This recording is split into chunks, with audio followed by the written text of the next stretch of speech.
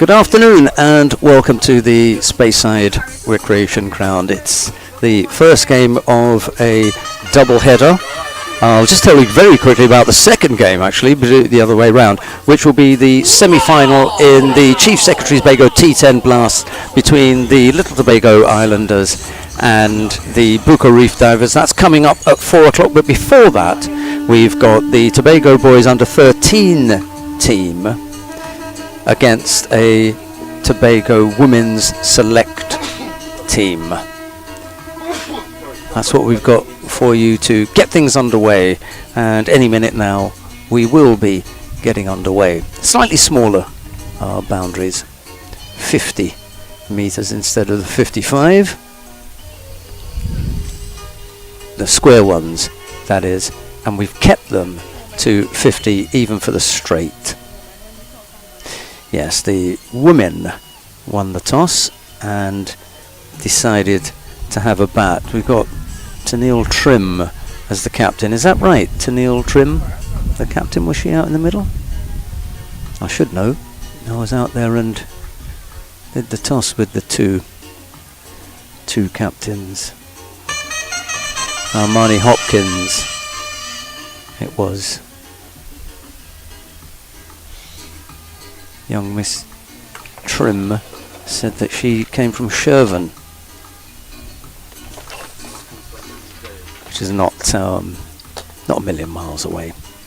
A nice little run up the Windward Road. It takes about an hour, just a little over an hour to be honest, from that end of the island. I had to come up from Signal Hill and it takes up an hour and 15 minutes. There's no need to rush. It's a nice drive along the Windward Road, going past quite a few nice spots. I suppose Goodwood is halfway, maybe a little bit past halfway, and then Bell Garden, Roxburgh, Louis d'Or, Delaford, and then up to Speyside. So that's the route up on that side of the ridge. There's a great view from the lookout, and you can see the ground, you can see Tyrrell's Bay, and then out past that to Little Tobago and Goat Island. Really very picturesque. There's a few shops and a couple of bars on arrival for those of you that come up here. I suppose the facilities opposite the ground, that's the best spot.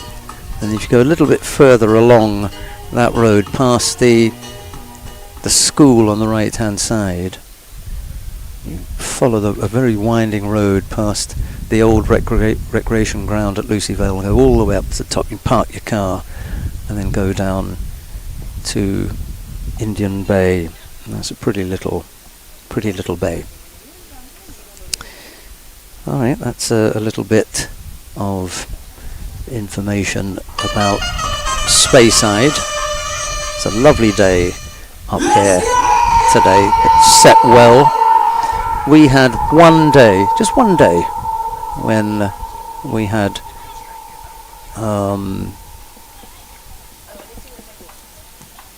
an abandoned match.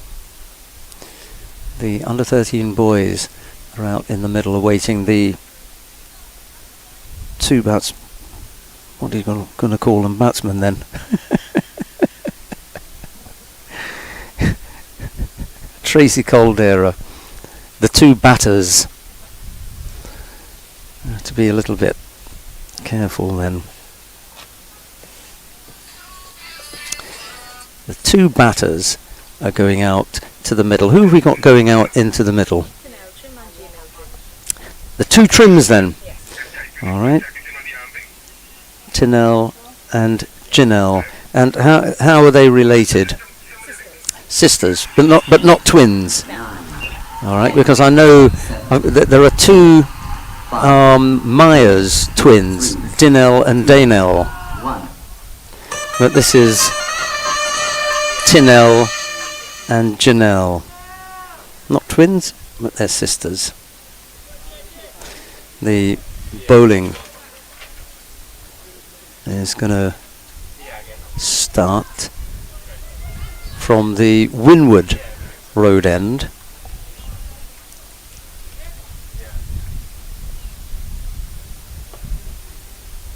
And it's the left-hander. That might help us a bit. Which one is left-handed? Right, we say welcome to each and every one. Once again to beautiful Spearside. We are here at Matchday 7, and we are about to witness for the first time in this Chief Secretary's Bago T-10 blast. So Tinel is the left-hander. She's going to face the first ball from the windward road end.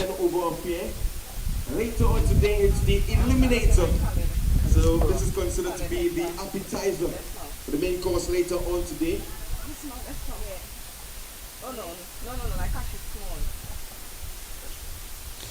And Kashif Small is going to open the bowling.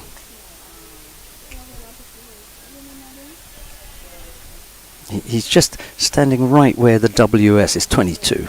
That's it.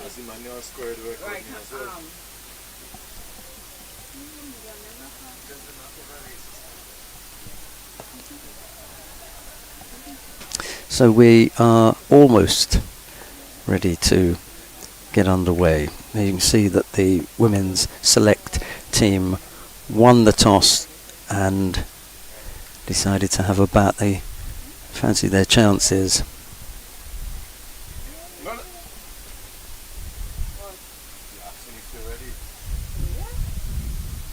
And the first ball is bowled. It's left to the left-hander. She pushes it out into the offside and take a run off the first delivery. There's a nice round of applause. I think we've had a bigger round of applause for the two teams playing today than we have for most of the days. Yeah, Tinel is the left-hander and Janelle is the right-hander.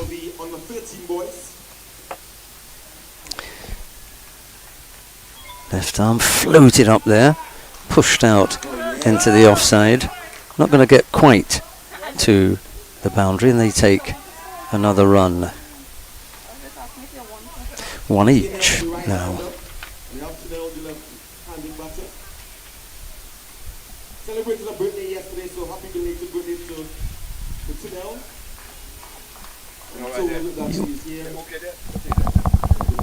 After the game. Nice, got that on the full and guided past backward point for 4. That was a nice looking shot actually. Just allowed the ball to come onto the bat and guided that past, or guided that through the backward point area. Small, just giving a little bit of width there.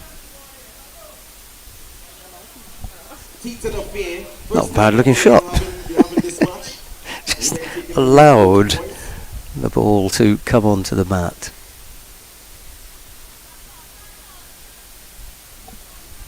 Six without loss. We've had 3 balls so far.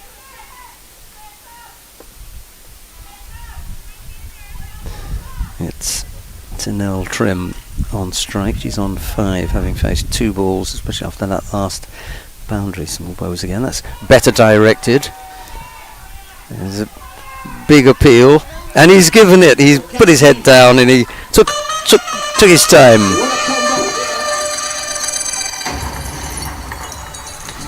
It did look pretty good.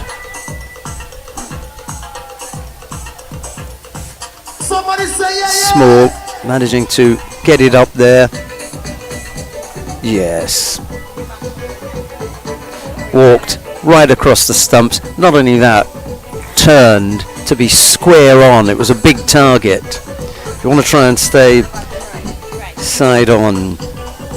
So that was Tinel Trim.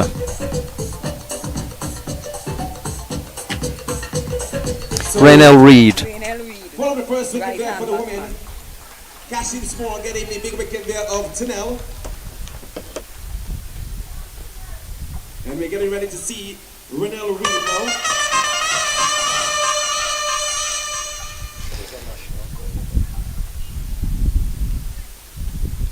Renell Reed is taking guard now. Small has got 2 deliveries left, hasn't he? Yeah, there he floats that one up. It's driven to point, and they come through for 1 run.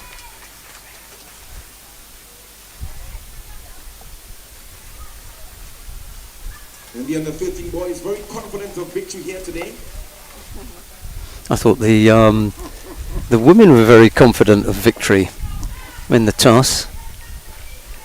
I asked Tanel Trim whether she thought she could beat the boys. She said, yep, definitely. 7 without loss at the moment. Reed has faced just that one delivery and took a single off it. Trim is the same. She's got a single off the one delivery that she's faced. And it's driven back to Small. Didn't get much on it, and it goes slowly back to the bowler. There's no run. And at the end of the first over, it's 7-4-1. Welcome to Matchday 7. You know, if you missed the previous days, you missed entertainment galore. Yes, Eric Elizama, my apologies. We've got a new scorer sitting alongside us. Who is it that we've got? Don't be shy. Jaden Roberts. Jaden Roberts. Who was the Roberts that we had bowling yesterday? Roberts. Donovan Roberts. No relation. Yeah, I had a look at her face, and it. Jonathan Kent. Yeah, Jonathan Kent is going to bowl. Right arm medium, apparently outside the off stump. That's going to be wide. An academy of left arm receivers. First we have Kashif. Now we have Jonathan Kent. His father looks on big, so big up big. Batsman number 1, right? Batsman number 2, right? Yeah, batsman number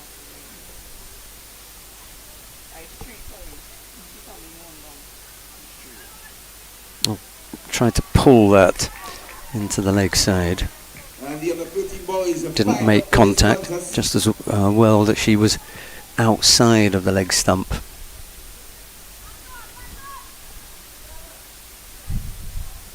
Yeah, no real problem there. Just didn't make contact.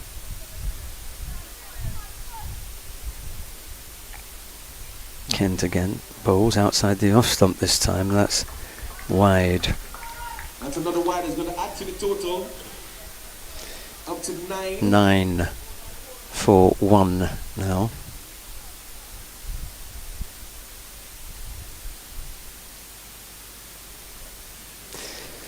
I'd just be interested to see how many extras they go for. Try and keep those down if you can.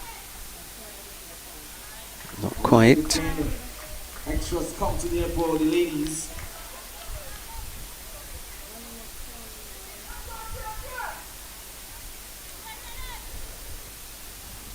So Renell Reed not being asked to do anything here, just watching a few wide balls. You're going to change the angle here now and come around the wicket to the right hander outside the off stump. There's a flash at that, and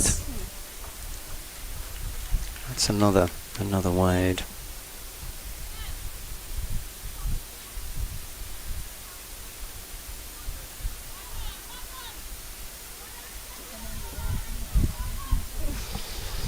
Patience is what's needed here. Look out, wait for the deliveries that you have to hit, and then let the extras pile up if that's what's going to happen.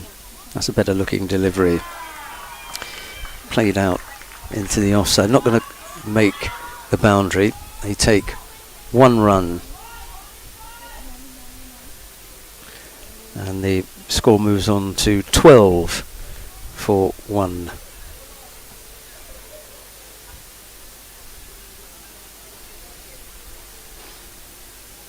Janelle Trim facing now. Kent bowls outside the off stump. That's going to be a wide as well.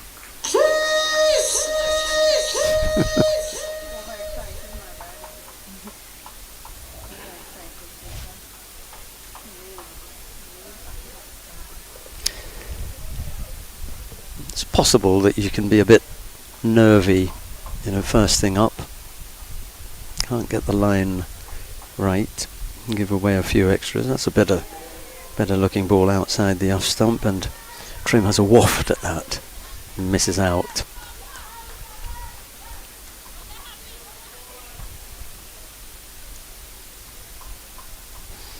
There's a look around the field just to remind herself where the fielders are. Slightly unusual stance, quite open. Floated up there. Hit past the young man at cover. There's a little bit of footwork to pull that back in off the boundary. But she comes back for a second. And the score goes on to 15.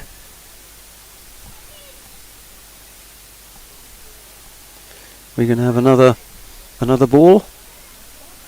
Okay. Maybe our can't go far enough. that's the problem.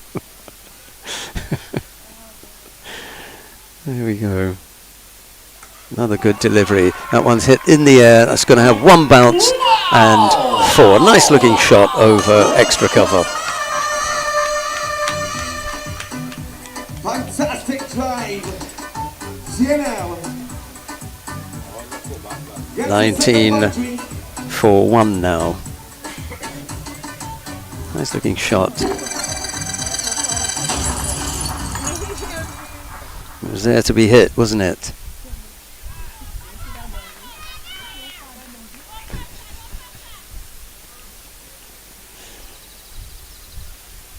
There was some width there.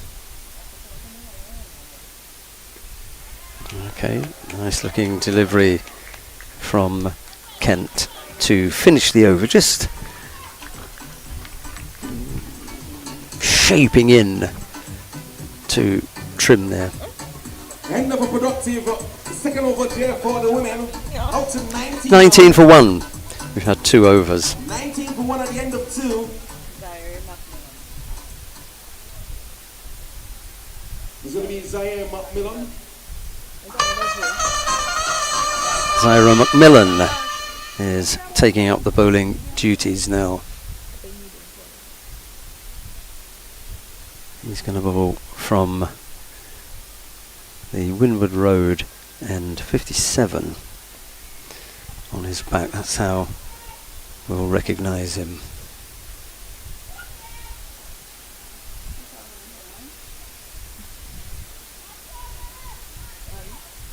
Reed waits for the next delivery. Nicely targeted. Could have been going down the leg side though. Reed is unfazed.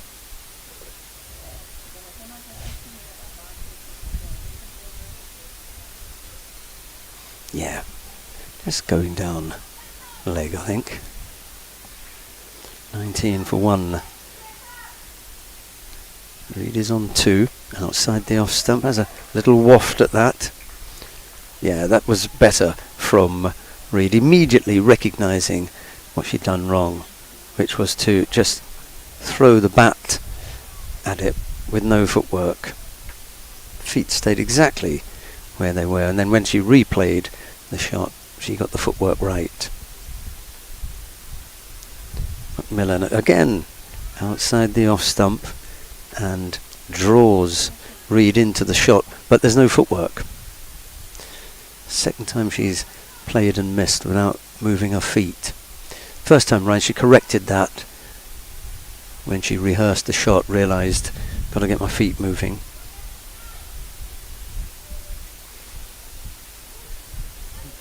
Full toss, chance for, I don't know, I think you had the right idea the first time. Full toss, could have turned and pulled that into the onside. The pull shot was on, yep.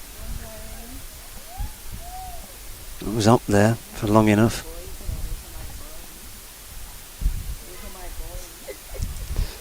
Macmillan bowls, misses out with the drive. There's no footwork again. A wide ball, so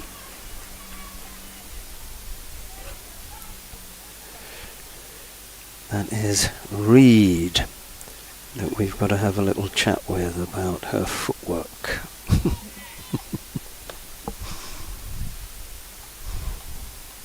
It's all helpful. Trim now faces, as you see, everyone wants to have a swing, but it helps if you get your foot to the pitch of the ball. That's not happening at the moment. Have a look at the front leg.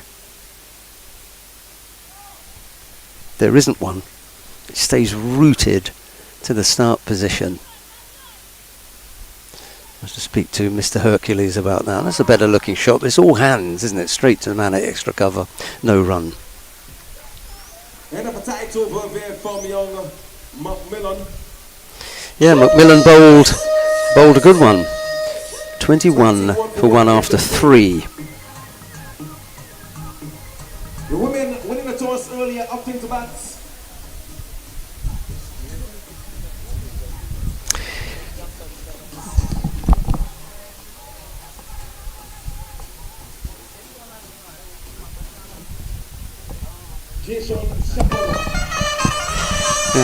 Our scorer has just told us, or one of our scorers, that Malik Roberts bowled yesterday. I knew there was a Roberts bowling yesterday or batting yesterday, and that's our scorer's little brother. Short, and a chance to cut that into the offside. Can he pull it back in? No, he can't. That's a lovely shot there by Reed off the back foot. Squeeze before. Yeah, it's a nice shot from Ranell Reed. Lots at stake here today. The bragging rights, I can imagine. Punched really square, and the little fella couldn't pull it in. Small is at first slip, I think. That's what it looks like. Oh, that's going to be wide, I'm afraid. Wide.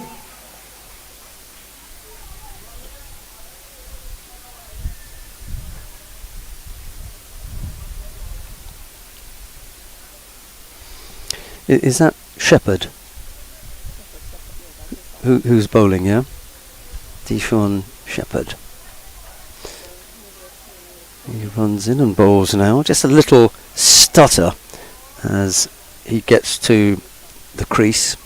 It's another thing that you might want to work with, and have him running through the crease. He just stutters and almost stops. So he loses the momentum through the delivery. Have a look when Shepherd comes up to the crease. He just stutters a little bit, and that slows him down. There you go. He hops there. And there is a way of getting rid of that. It's fairly simple to get rid of that. Might need to have a chat with Gilly. Gilly Lazama is the coach for the boys. Reed waits for the next delivery. There it is. Try to work it down the leg side, but it was already drifting down there, and a wide is called by the umpire. 28 for 1.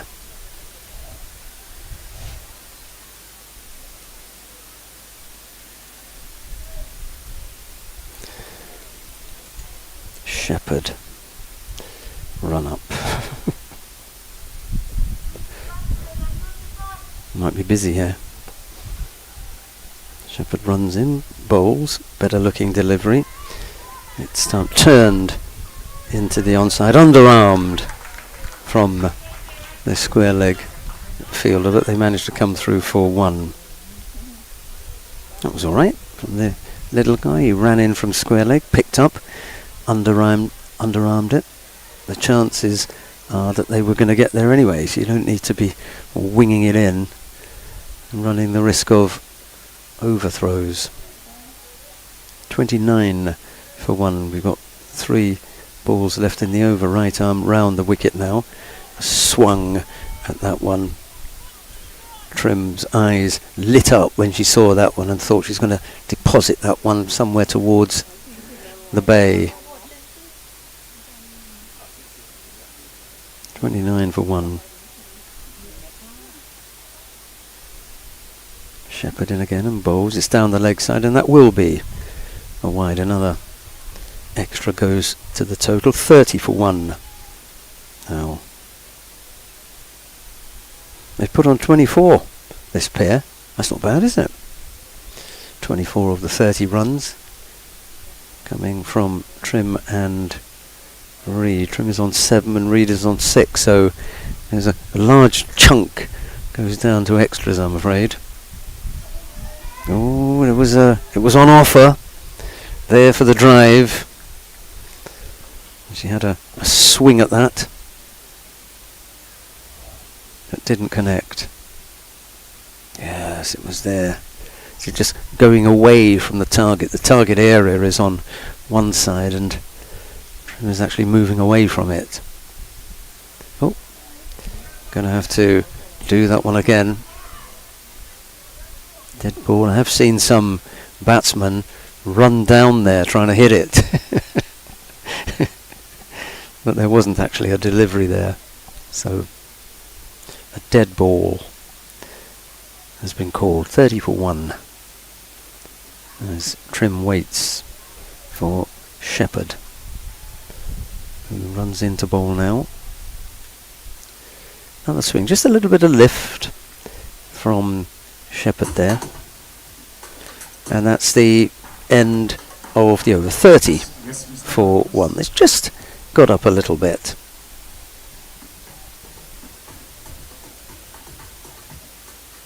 Going away from the right-hander. Needed just a step back to give yourself a little bit more time to carve that into the offside. Trim is on 7, she's faced 11 balls. Reed is on 6, having faced 10 balls. Shepherd went for 8 in that over.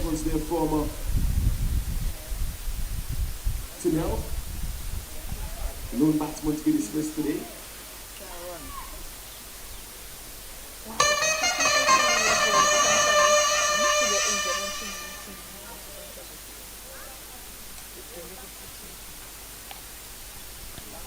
Small, Count Chief Small is going to come back for a second over.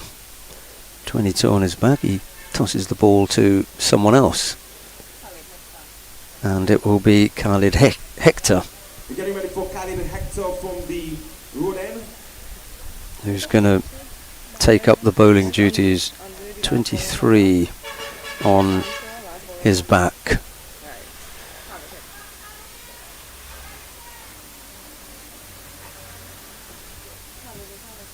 For 1, 6 overs to come.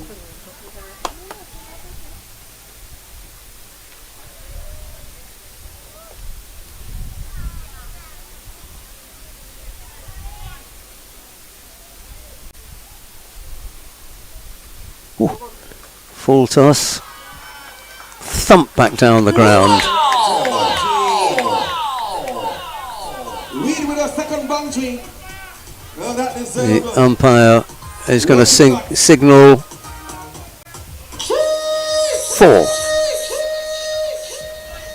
Marcus, I getting that from you tomorrow? Yeah, man. I getting that from the road. 4 it is. Reed into double figures now.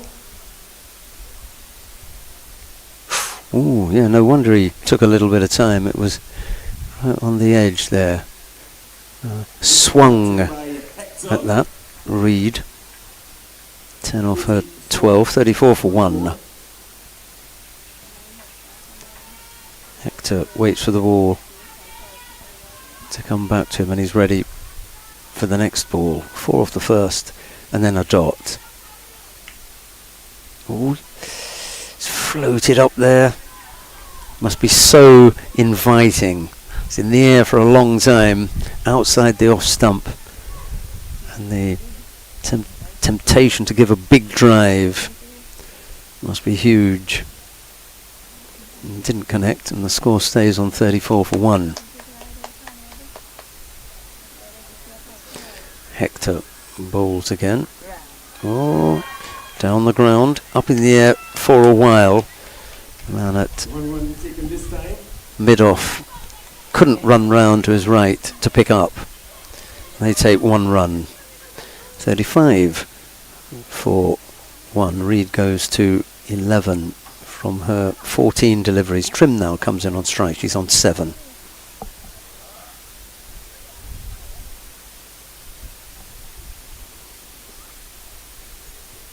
Hector, not a bad over. 5 so far. Outside the off stump, that one kept a little bit low. There was the chance, I suppose, for a stumping.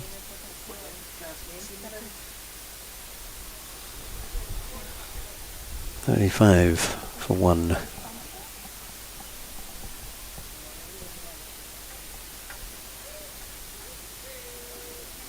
One delivery to go then for Khalid Hector.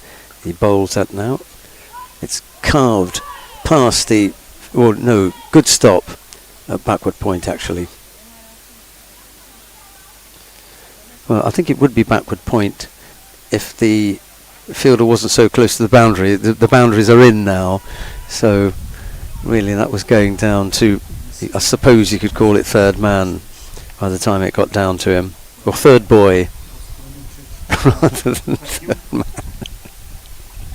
Anyway, at the end of the over, it's 35 for 1. Janelle Trim is on 7 off 13 deliveries. Renelle Reed has faced 14 deliveries for her 11, and Khalid Hector ended up going for 5. That wasn't bad in the end. My colleague is downing a cold beverage. It's one of those juices. Let me have a look at the name of that juice. Remind me not to buy it. It's called Fruitopia. Fruitopia. It's like drinking liquid sugar. They really are very sweet. I have to cut it with a half bottle of blue water. Kent bowls outside the off stump. Goes past the batter, Trim, and there is no run. Yeah, better directed. Must say I'm thoroughly impressed with the 13th bowling thus far. Outside the off stump, just about on the tram line. Couple of dots here. That's better.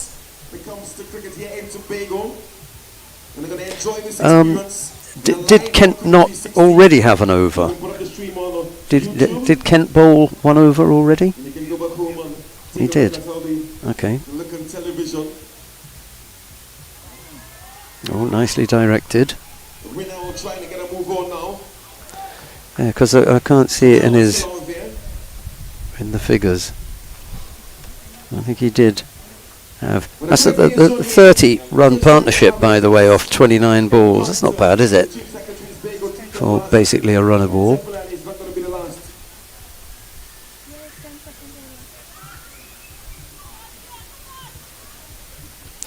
Here comes Kent again. He bowls outside the off stump, and that's wide. There you go.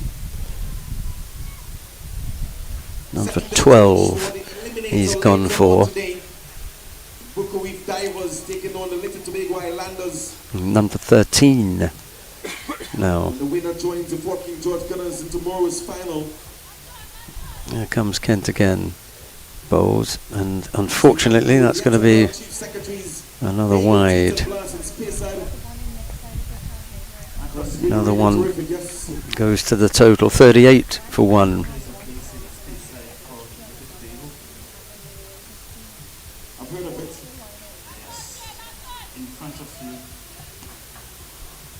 Kent runs in again. Better directed. Nice drive up to extra cover. There's no run and the throw's winged in. It's difficult to say from the deep. It's really on the... It's not the 30-metre circle, it's actually further than that.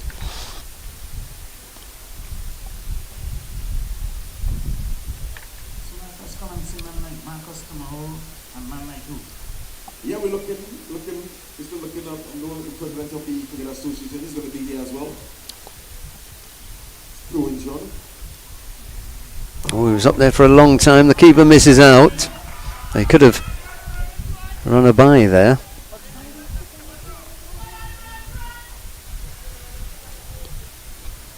Definitely a run missed there. And I also have some umpires in the mix. So what about Lewis and Craig Medina? Are they becoming teachers? Oh, chance there. Short outside the off stump. Slapped back straight.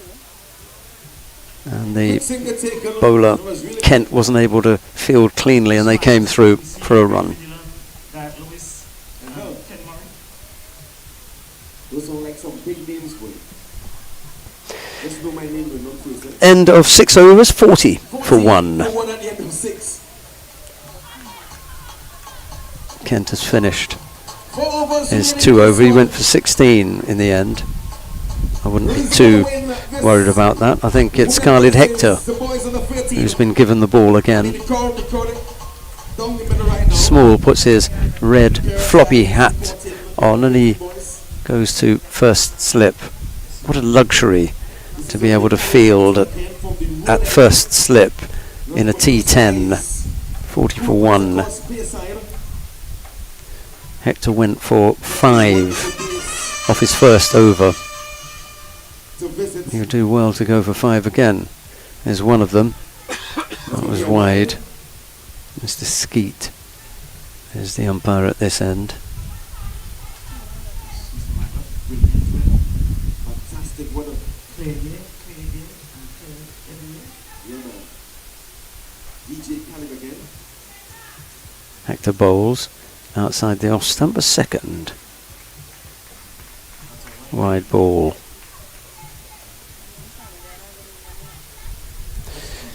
42 for one. It's a shame really because he only went for 5 in the first over, but he hasn't bowled a legal delivery yet, so he's still got 6 to bowl. He's already had 2 extras off him. Straighter.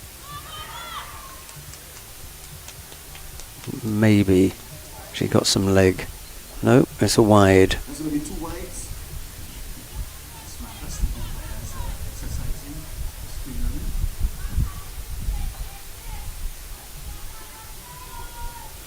Did he say 2 wides? Oh, sorry. Right. Of course. Ooh, nice. Was in the air for a bit, but it was there to be hit. Again, her eyes must have lit up. You see the ball coming at you like that and taking its time to get there. You can size it up, play a nice drive. A little bit too aerial for my liking, but anyway, another run to the total. 45 for one. Janelle Trim is on 9. She's faced 15 deliveries. Reed waits for the next ball. Chance to work it into the leg side. Almost caught there at square leg. Really helped. Just seemed to help to paddle it around. Wasn't a full-blown hit, was it? Yeah, right. Those are the ones that you have to hold. You put that one down, unfortunately. 46 for 1. And everyone's missed it. Batsman, keeper, first slip. They all had a go at it, and it ends up being a bye. 47 for 1. Extras playing a big part in the score. If extras top score, do you think? Probably. Oh, go on. Reed deciding, no, I'm not going to try and hit that one. It was there for the hitting. Went down as a dot. 47 for 1. Could have had a go at that as well. A few missed opportunities in here. Reed is on 14 off 22 balls, and Trim 9 off 16. There comes Khalid Hector. Bowls now. Punched up to mid-wicket, and they take 1 run. The score goes on to 48 for 1. And that's the end of 7. 7 overs have gone. Yes, man. 48 for 1. I don't think that it is that challenging as yet. If they do get up to 70, 75, I think that'll be a task for the Tobago boys under 13 team. But it really depends on what the bowling is like from the women's select. We won't know until we've seen a few of the bowlers out there. 48 for 1. It'll be... Is it Trim to face?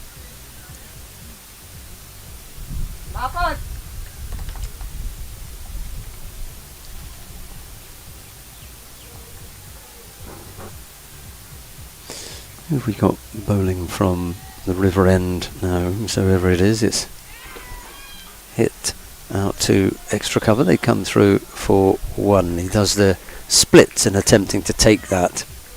He's got to be the shortest on the field, hasn't he? Justin Kent, the bowler here. Oh, there's another Kent, this time Justin Kent.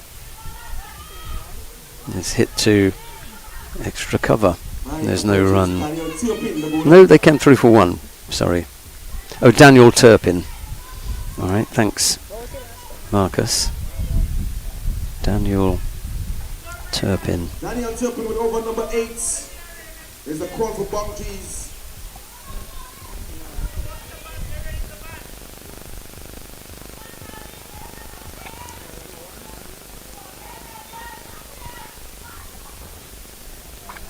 That's okay, well directed, dragged into the onside. There's another little fellow who runs across to field at mid-wicket. 51. We're over the 50 mark then, 51 for 1. Trim is on 10, Reed is on 17. It's not bad over. Oh, hit very hard. Khalid Hector feels. That was hit quite powerfully to the wide mid-off fielder.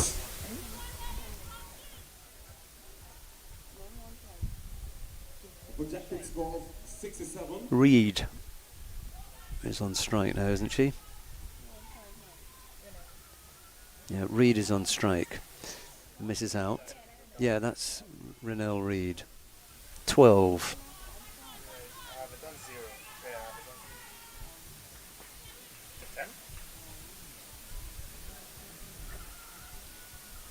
Dalen Turpin has got the ball in hand.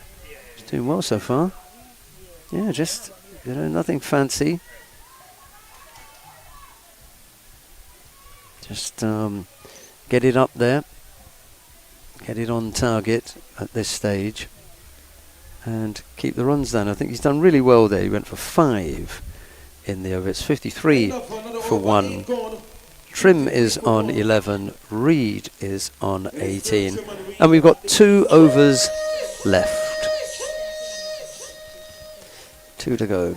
Some of the fans in here, young ones, a few of the mums. I can't see many dads.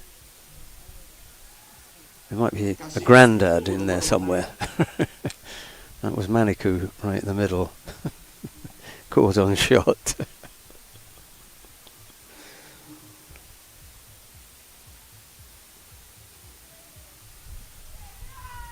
Is this Small? Kashif Small bowling again. How many overs has he bowled? How many? He only bowled the 1. Okay. Yes, he was going to bowl, and then he handed it over to Hector, didn't he? That was the thing. That's what made me think that he was bowling his 3rd over. He bowled the 1st. Oh, almost. Just dying when it got to the batter there. It was hit back into the onside, but they didn't take a run. So 1 off the first ball, and then a dot. Comes Small again. Again, well directed.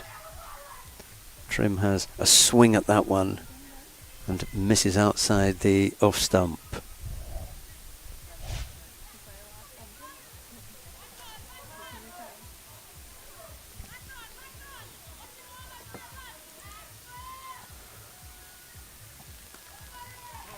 Better connection. Goes to extra cover and there's no run.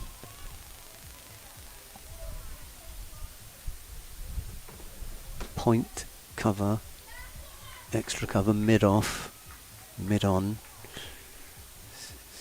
Oh, there's another go. Oh, going to be able to stop that, yes. Someone backing up, if you like. Buys.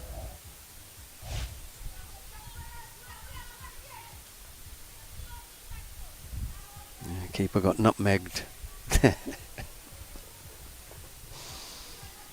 55 for 1. Reed is on 19.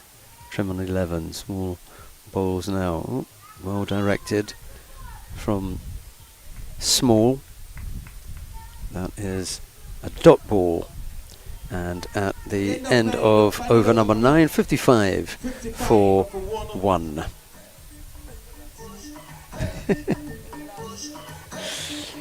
Extras up 20. That's the top score. That's the only thing that I'd say they need to, to try and rectify the number of extras. They would have limited the women's team to 35 instead of 55. But it's asking a lot for the youngsters not to give away a few byes and wides here and there. Elon Turpin to bowl the last end from the river end. He bowls the first delivery.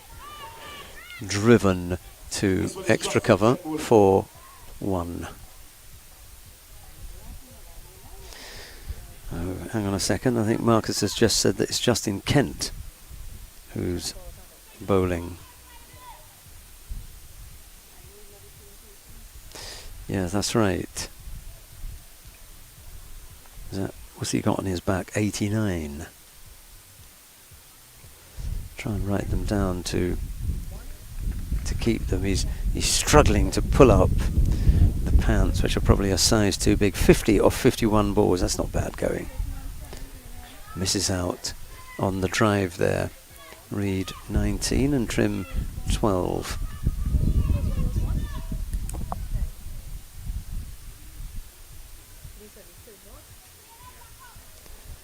Reed to face. Ooh, a little waft at that. It's as though the longer it's in the air, the more difficult it is for the batters to get hold of it. They want it coming on with a bit of Bit of speed is not happening.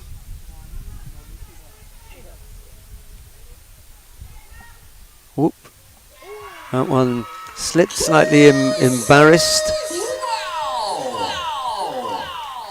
But it took the leg stump.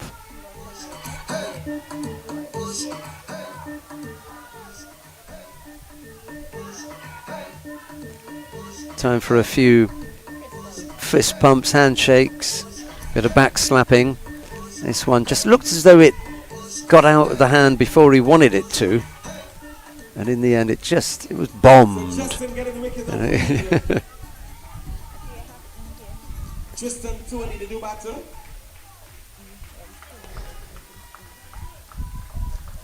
Justin Kent, I think that is. Is it 29 on his back?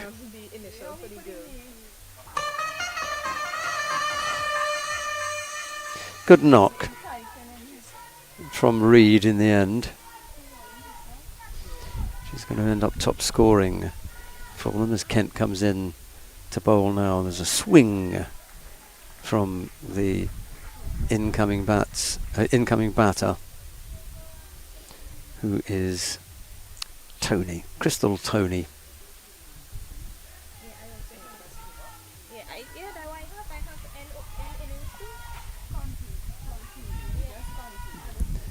Yeah, sometimes you don't get enough ball, sometimes you get more than you bargain for, and there will be another one because that's wide.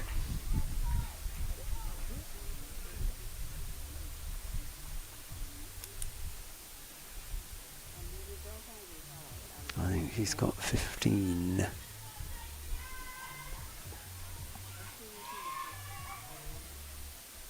And that's going to be another wide, just to make things interesting at the end of the innings. There's a couple of gimmies, to push the score up a little bit. 58 for 2. We've got one legal delivery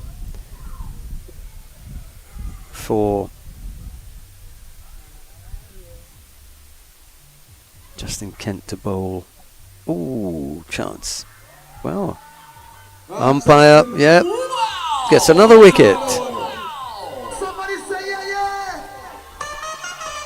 Well, a little bit of surprise at the end, and nice to pad your figures with a wicket to finish things off.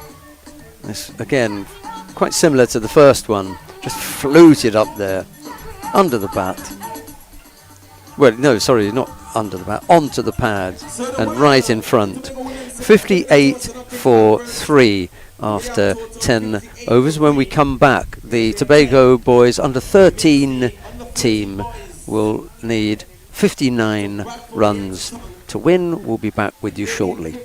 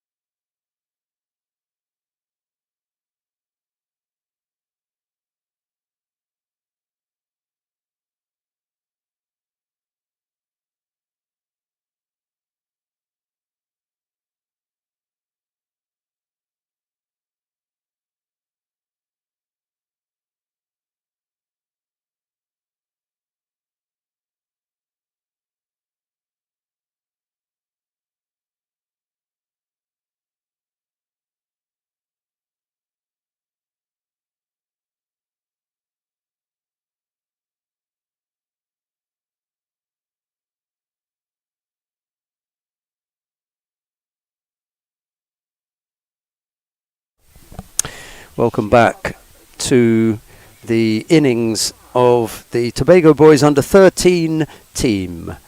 They are going to reply to 59 runs that were scored by the Tobago Women's Select team in their innings. So it's a straight 59 runs required to win off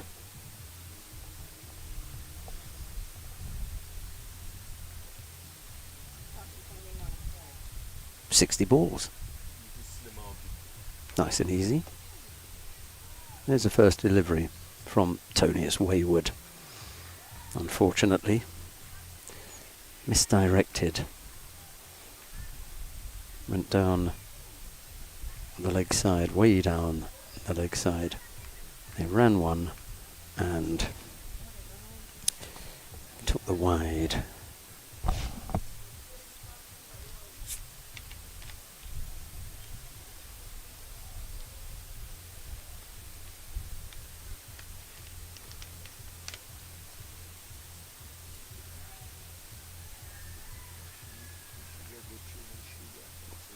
It was Macmillan who faced the first delivery. Now it's the left-handed Small, Kashif Small, on strike. Did a reasonable job with the ball. Let's see what he can do with the bat. Erica Lizama is the one who is marshalling the troops. They were one down today, so she had to put the pads and gloves on.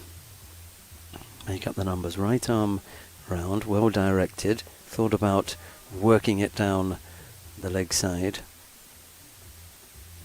And that's also going to be a leg by.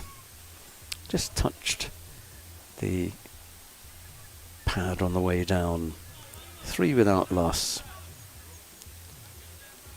That brings Macmillan back on strike.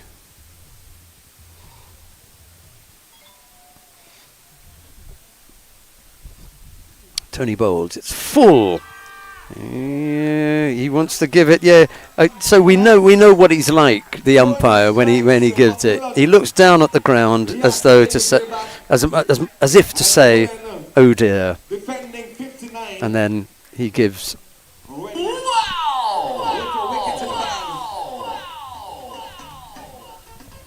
Then he gives his decision. Yeah, I don't think that was going anywhere else, was it?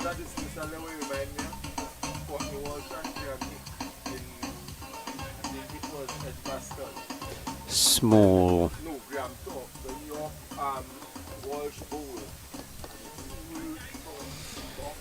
So, first wicket falls in Tony's first over. Crystal Tony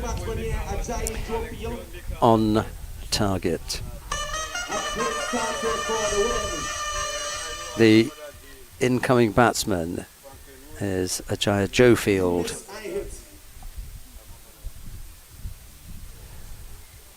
Crystal Tony with some good pace.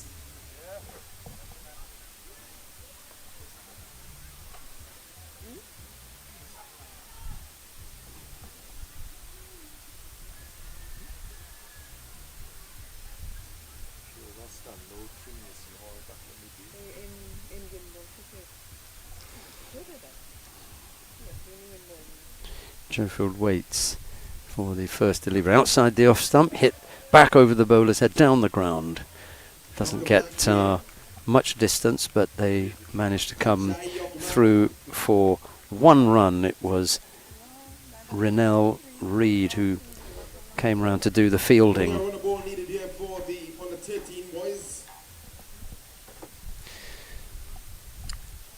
Now we've got the left-handed Small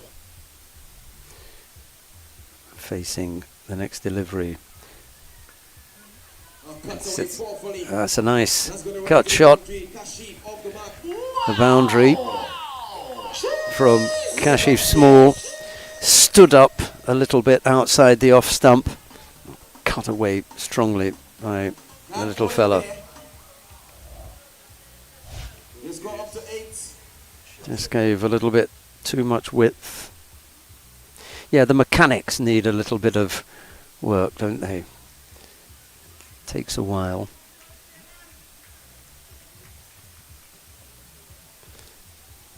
Run up is okay, a little bit of a stutter. Oh, it won't matter now. He's been bowled.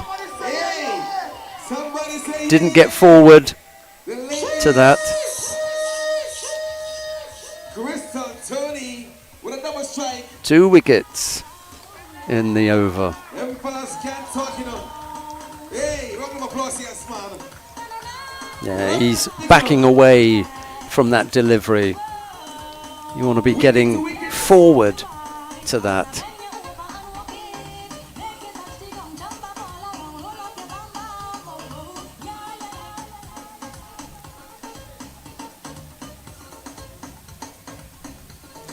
And I think it's the captain, Armani Hopkins, who's making his way out to the middle.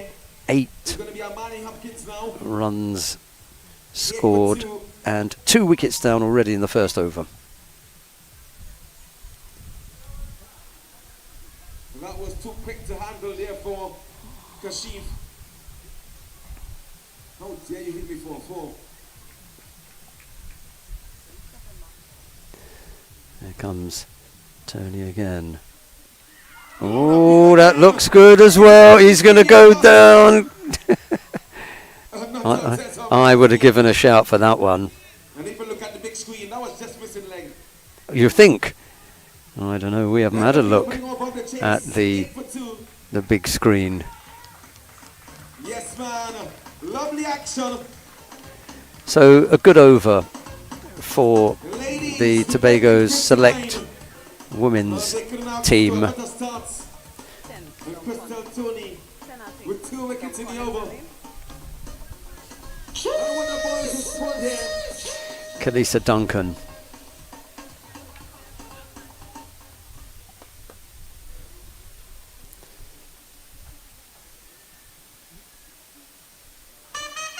Hopkins and Jofield out in the middle. We're going to see Kelly Duncan from the school end. Kalisa Duncan. Long run up here, Duncan. Let's see if she can get the direction right. Nice strong run up. Good front arm. It's played back down the ground. Why is he turning around? We are up for the fight. He's spun around. Not daunted by Looking the at what? youngsters. Bragging rights, you know. He came through for 1. And the ladies putting up a fight here.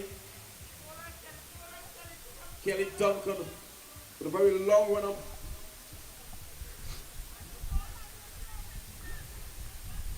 Duncan again.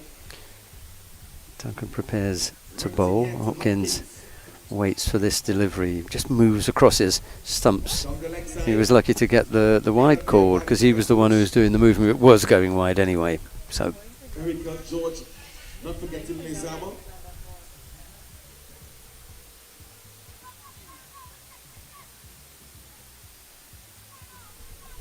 Kelly reloads. Smooth. Silky run up.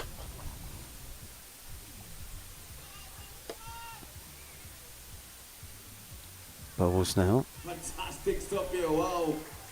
There's a chance for the single there. It rolled out to extra cover. Very busy player, Kelly. He didn't take the single.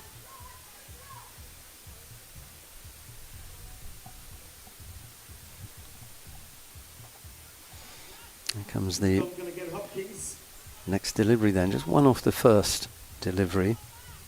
Outside the off stump, wide. They're going to run through. 2 goes to the total. 11 for 2.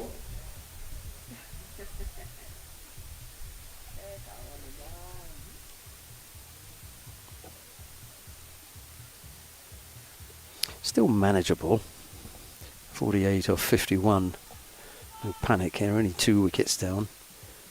Couple of boundaries and all of a sudden you're ahead of the game. There's one of them. Jesse Bates, backward point. They're going to come back for a second. Creating chances. The ladies, no easy pushovers here today. That was Victoria Williams in the outfield over her head. Sliced. Loving the look here of Kelly. Very smooth. Yeah, it was way over the head. Slight change in the field. Kaylee Griffith has moved to that position now. It's Duncan Bowles. It took a long time to get up there. Nizama couldn't stop it cleanly.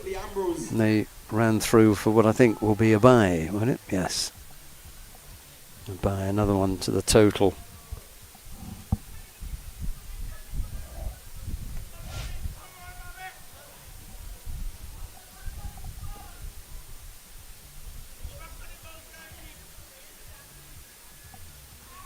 $14 for 2.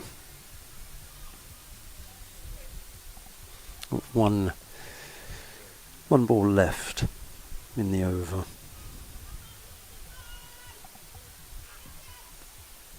Good delivery. And it's worked to mid-wicket. There's no run. 14 for 2 at the end of the second over. I know we got another ball. Yeah.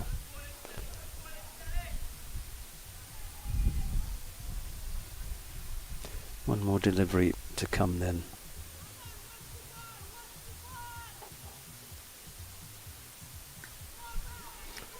Nice looking drive. Straight up to mid-off. There's no run. And 14 for 2 at the end of 2 overs. They're going along nicely here. 7 and over. They only require 5.5. So no panic. A couple of wickets went down. Maybe that rattled them a little bit, but I don't think they have to have any kind of panic. Hopkins is yet to score. He's faced 4 deliveries.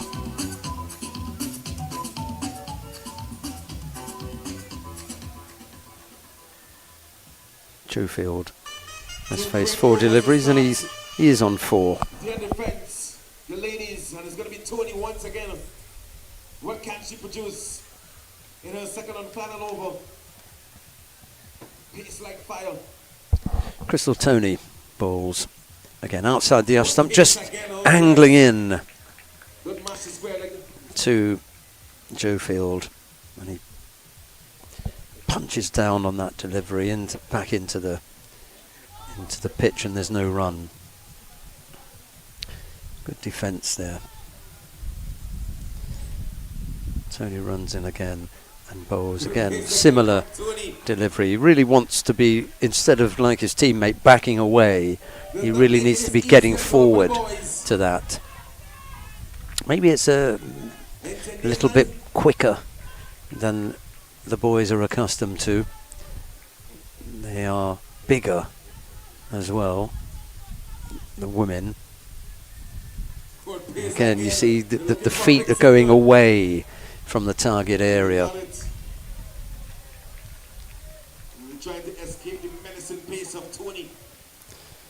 Pushed out into the offside. They take 115 for 2. Score up to 15. Schofield goes on to 5 of 7 deliveries.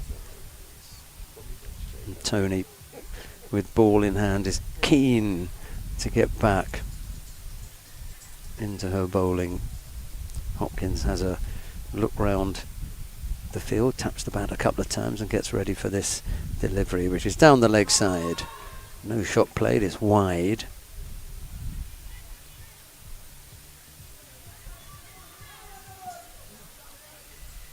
Umpire's already signalled wide, I think.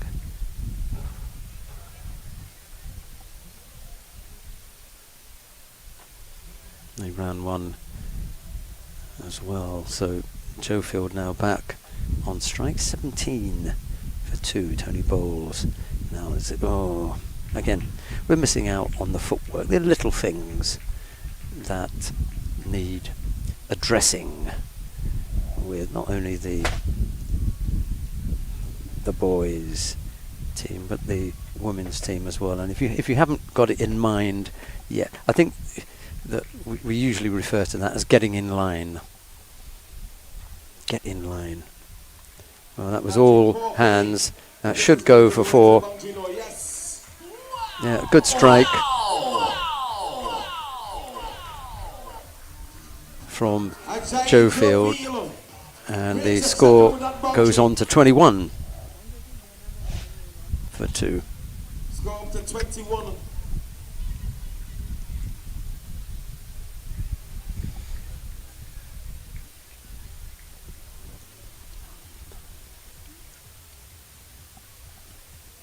Leg side. Now we're getting both sides of the wicket here. Slightly untidy finish from Crystal Tony. She started really well. Both Tony and her teammate Duncan look as though they've got a bit of pace, don't they? But there's another bye here.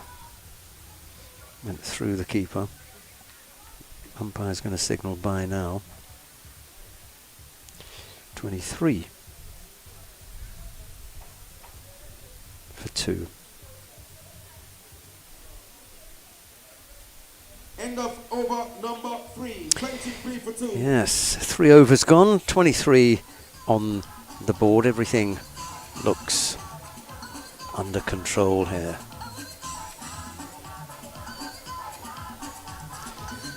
We really only require 5, just over 5 and over, and they're going at 7 and over. So the Tobago boys under 13 team looks in a good position.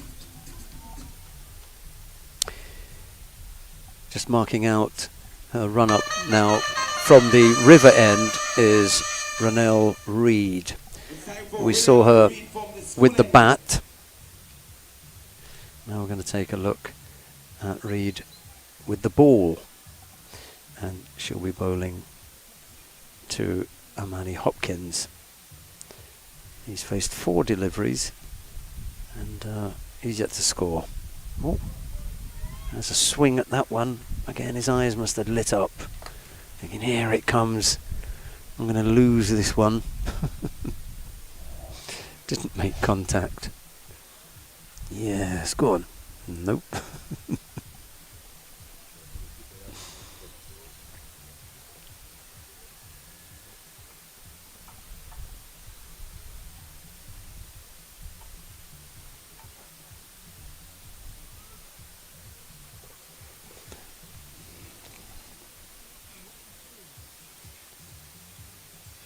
Well, we've got Joe Field as the striker.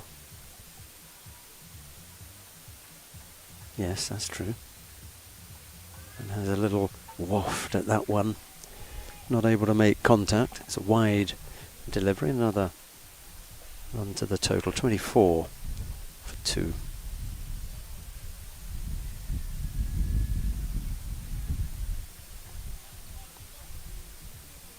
.35 required of 41 balls. It's a nice equation for the under 13 boys. Reid runs into bowl now. So another wide delivery, and they run one as well.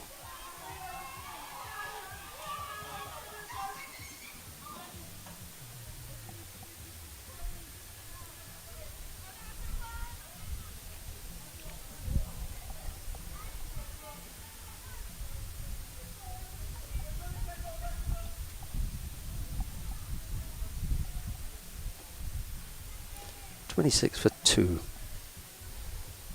Score 3.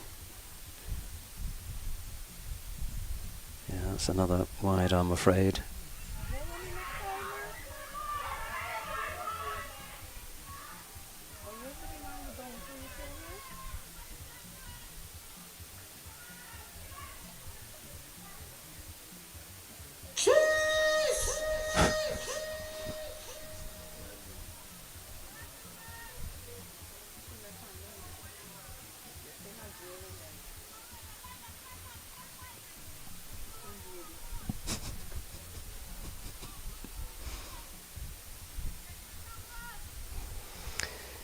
Reed up to the wicket now and bowls.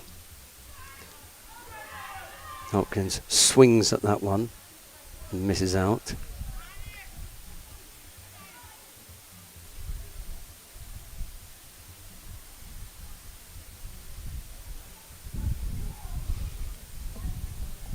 Yeah, it's a lot when they're this young to expect them to be polished.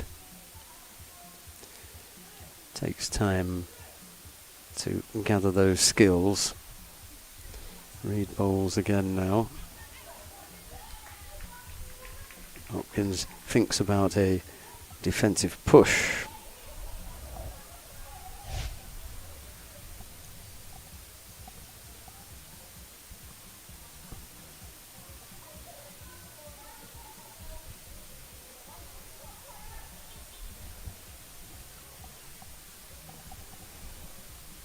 Beaten in the flight. Here comes Reed again. There's a chance to get bat on ball. It goes straight to the fielder at cover. They still manage to run through and take one. 28 for 2. Hopkins manages to get off the mark after 7 deliveries. He's down at the other end. Jofield is on strike. He's 9 off 11. Tries to pull that one around the corner. Wide is signalled. And they'll bowl that one again. Well, Reed will bowl that one again.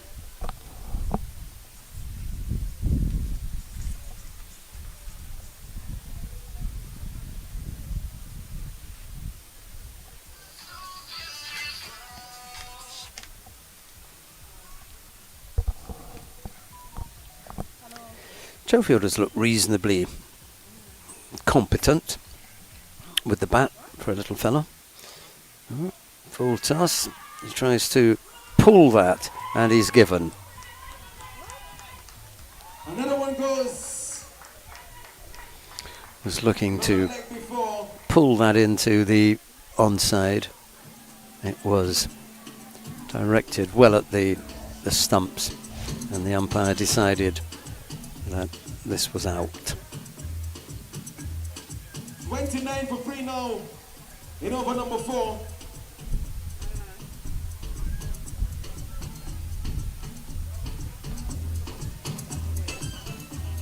Late to be dismissed. Ajay Jofield for 9. Jofield has gone. Justin Kent. The new batter. I wonder if they could find a shirt to fit him. Poor fella.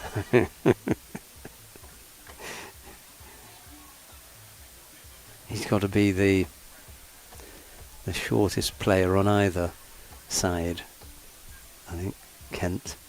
He's facing Reed now with a score on, is it 29 for 3? Ooh, oh, he's bowled. Oh, can you believe it?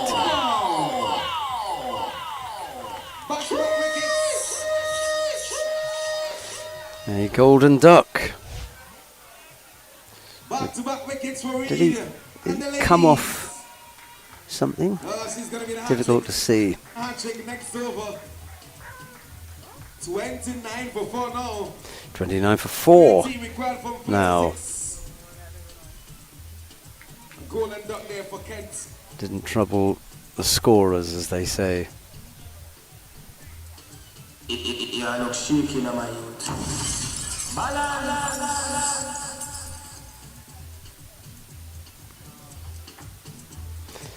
The equation is still well in the favour of Tobago boys.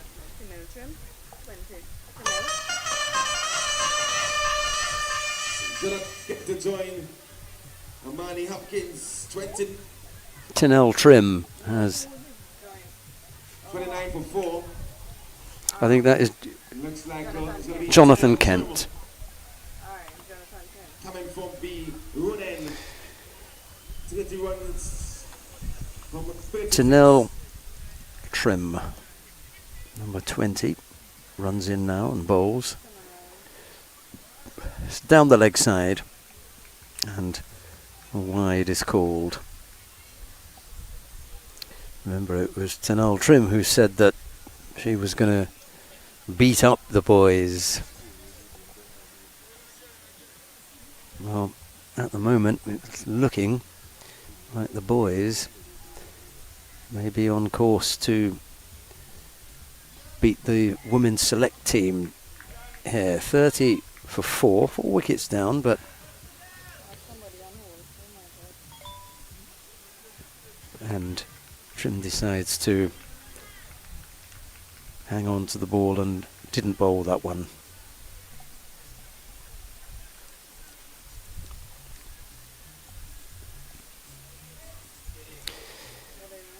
In comes Trim. She bowls down the leg side, and that'll be a wide. So there were a couple of questions that someone was asking me during the break, and I said, well, one of the things you want to find out first before you decide who's going to win is what is the bowling like? What is the women's bowling team like?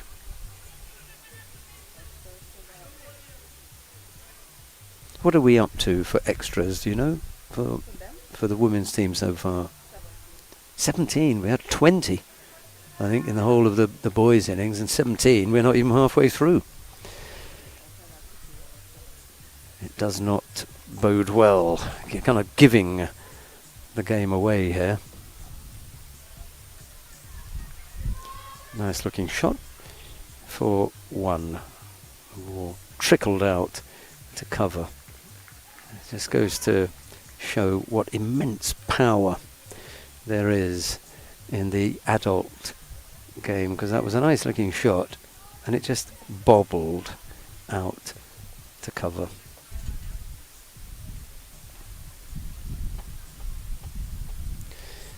Jonathan Kent now, left-hander, is on strike, and it's Trim who's preparing to bowl to him. She bowls right arm around the wicket, and there's a defensive push towards the fielder at point. There's no run.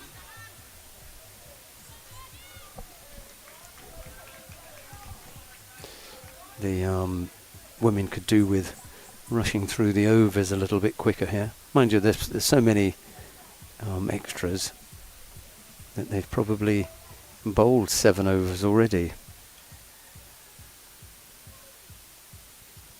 Oh, chance here. No, he decides not to have a go at it. Yeah, wide outside the off stump. The temptation must have been there to take a swing at it. But Kent decided against it. 32 for 4. 27 required off 33. Simple equation.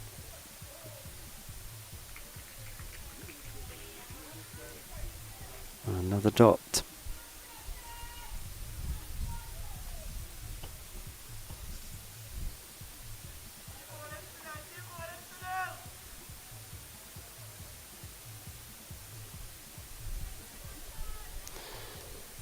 Trim bowls now. Oh, chance. Nice swing into the leg side. 3 fielders closing in on the ball there. They still managed to take a single. 33 for 4. We've got one more delivery in the over.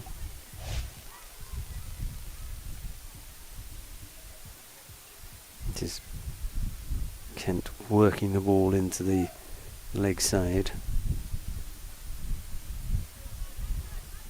Trim bowls now. Doesn't get hold of that at all, really. There's no run, and at the end of over number 5, 33 for 4. Hopkins is on 2 off 9, and Kent has faced 4 balls for his 1 run.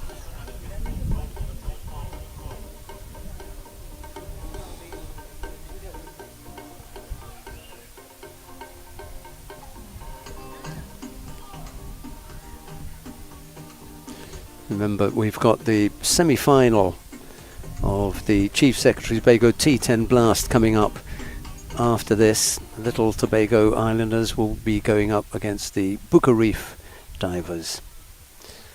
That is supposed to bowl off at 4 o'clock. It's 10 past 3 here. So let's see how quickly we can get through this and then turn it around for the big match today.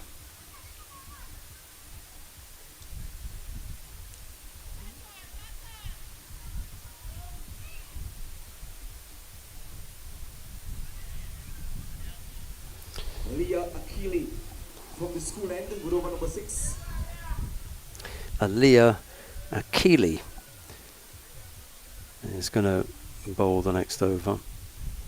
She's down at the school end or river end. Oh, that's interesting, isn't it?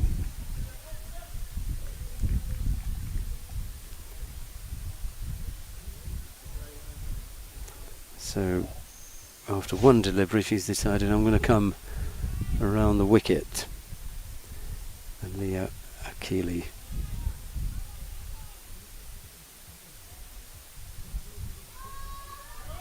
They can take one run.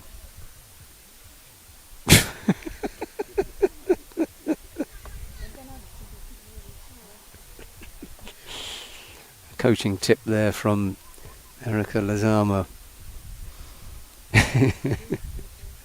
Hit the wicket. Really, coach? You think?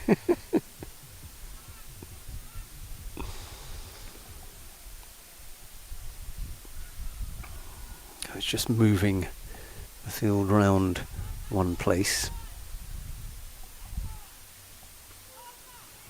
Nice looking strike to mid on, and they come through for 1 run. 37 for 4 now.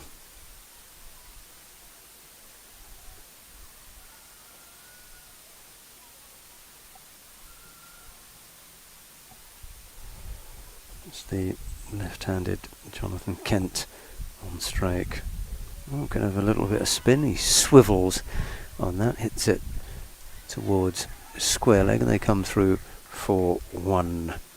Who was it that picked that up? Kaylee Griffith doing the fielding. She's the one with the floppy sun hat on. 38 for 4.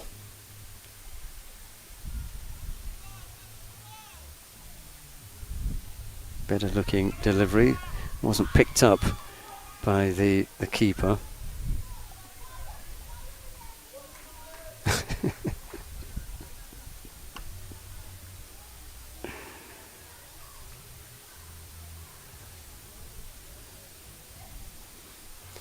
This is Hopkins facing. Oh, big swing. There's a fielder out in the deep who picks that up. Stops the boundary. 39 for 4. Kent is back on strike. Thinks about pulling that, but it's wide down the leg side. Another one goes to the total. 40 for 4.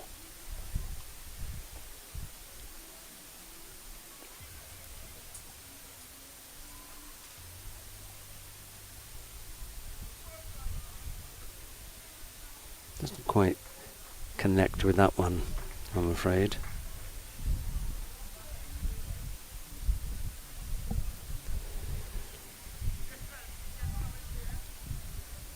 Couple of wides in here. Akili, oh, that's going to be wide as well. He manages to get out there and punch it out into the deep. They take 1 run. 41 for 4 at the end of over number 6. 41 for 4. It's the 21 extras that is really doing the damage. The boys, no one's really got going, done anything extra special, and yet they only another 18 of 24 balls to win this. They're going along at 6 and over.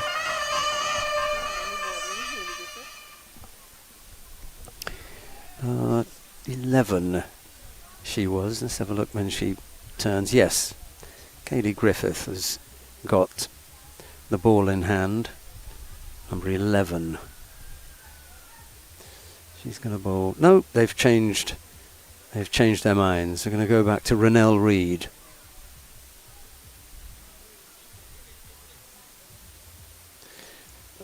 Rather like yesterday, I think this is a good idea.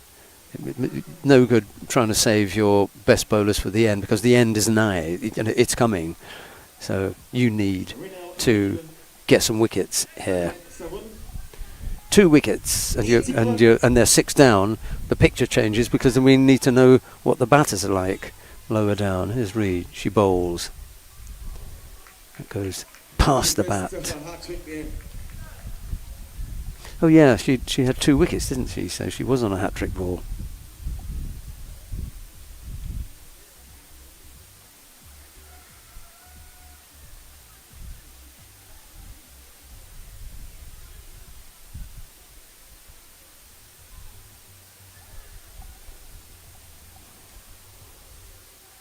Right arm over. A couple of steps down the track from Kent, who tucks it into the leg side, and they come through for 1 run. The total goes on to 42 for 4.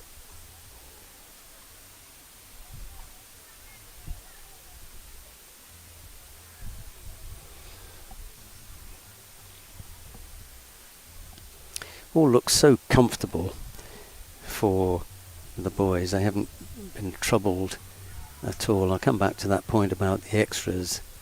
That's allowed them, to have a few dots, knock it about without any real pressure. As Reid comes into bowl now. Ooh, there. Got absolutely thrashed. It'll be a no ball as well. A no ball on 4. And it's going to be a free hit. And that results in the free hit. You heard the stadium announcer saying that.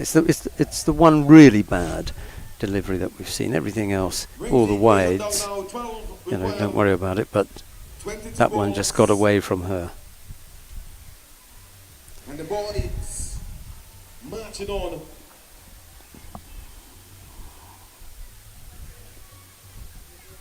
Well, if they're not careful, this could end up being pretty ugly. They're going to walk away with this in short time. There's Reid again. Yep. Oh, there you go. Wow! And that was a free hit. Oh, we forgot. There was a free hit. Yeah. So you could afford to have a big swing.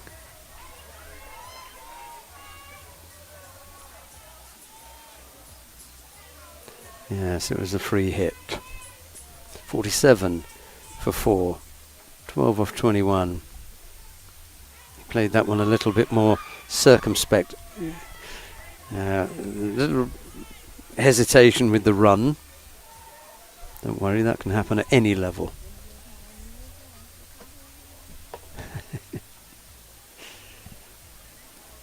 $48 for 4. 11 off 20. One big over, and this would be over. I guess it will take a couple to finish up, but the likelihood of this going to 10 or even 9 overs is pretty slim. Okay, if you've come that far down the track, then you may as well continue. Your partner was halfway down the track as well, so there was a single there, and they kind of stole that one. 49 for 4.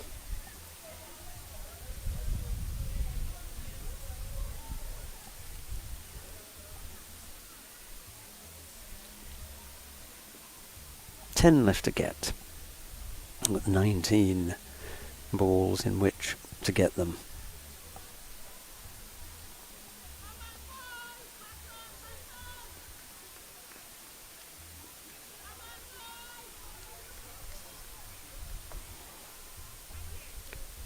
comes Reed. Oh, this is wide outside the off stump.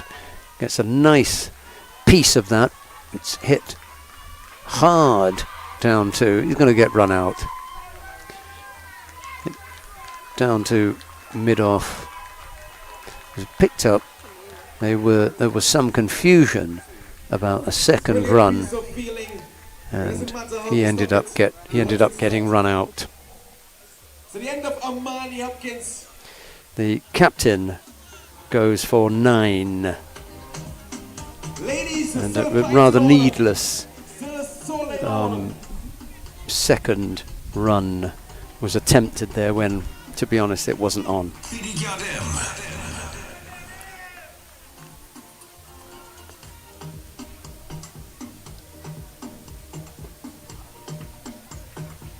$50 for 5. 50's up. Always worth mentioning. 50 for 5. They only need 9. Ako George Jr., did we have him on the list? I can't remember seeing his name on the list. But he's appeared as if. And the player coach in need of some refreshment. They're going to want to walk everything. Take your time. Well, it'll give us time to get Ako's name onto the team sheet then. Ako George Jr., who was, by the way, the young lad that we did the interview with early on, because you remember he came and did some scoring. He was doing the scoring. His dad was an exceptionally good cricketer, Ako George. And I think I overheard Marcus Daniel saying that it was very hot out there and they were going to have a little bit of a drink.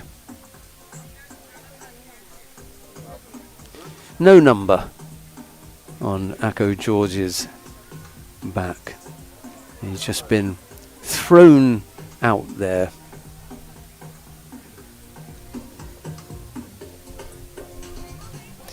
I'll just add him to the list then, shall I?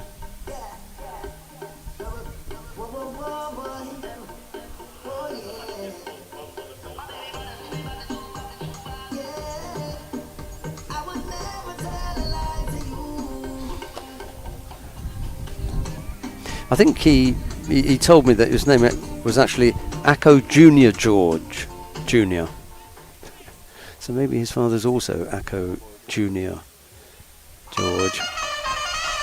Anyway, he may be looking for the prize for the shortest player on the field. Although I think, who was it that came out there earlier on? Kent. Oh, Turpin. Yeah, he was the one with the big shirt, wasn't he?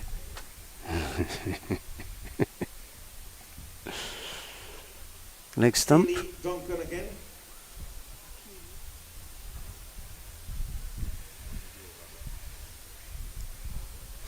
Well, I saw him yesterday, Ako Junior George, hitting a few balls on the tennis court, the basketball court up behind us. He was knocking around the other youngsters. Left-handed George just moves across his stumps. He guides that to cover, and they don't take a run. 50 for 5. The score stays on 50 for 5. Dot ball.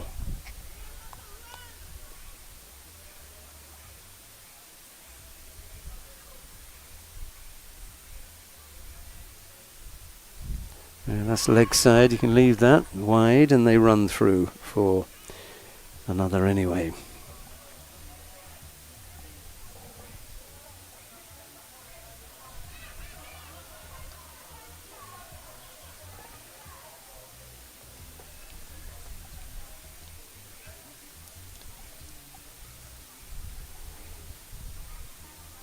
Kalisa Duncan is marking her run up again. Not happy with something the first time round. Now Ako George had to have his laces tied up. Kent, who waits for this next Duncan delivery. He's on 4 of the 10 deliveries that he's faced.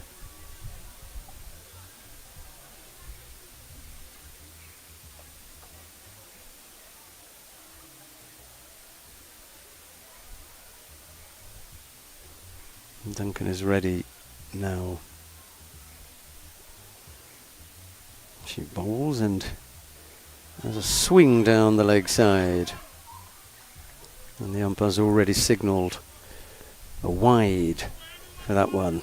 7 of 17 balls, 52 for 5.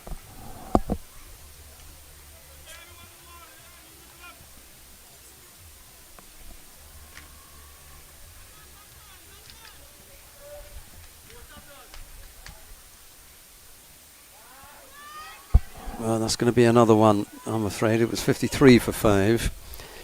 Now 54 for 5. And only 5 runs required to win off the 17 balls.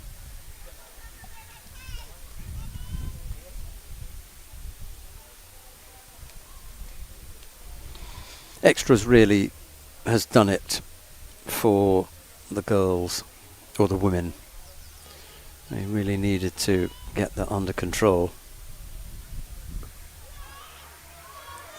That's it wide of mid-off. They can take a single there, bringing down the required number of runs to 4, 55 for 5. Bago George Jr. is back on strike. Just the 4 runs needed off 16 deliveries.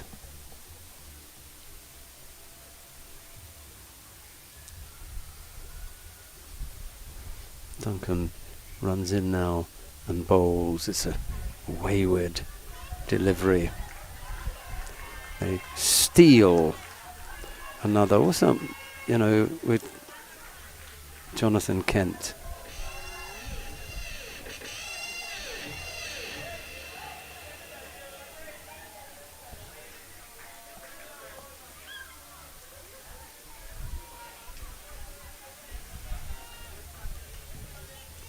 Required.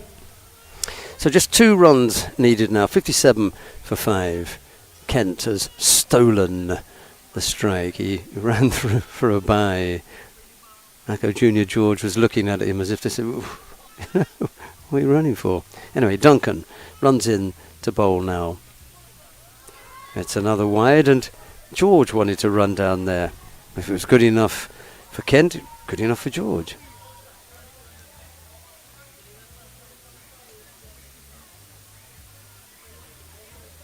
One run needed. It's a shame that it's fallen apart for the women with extras.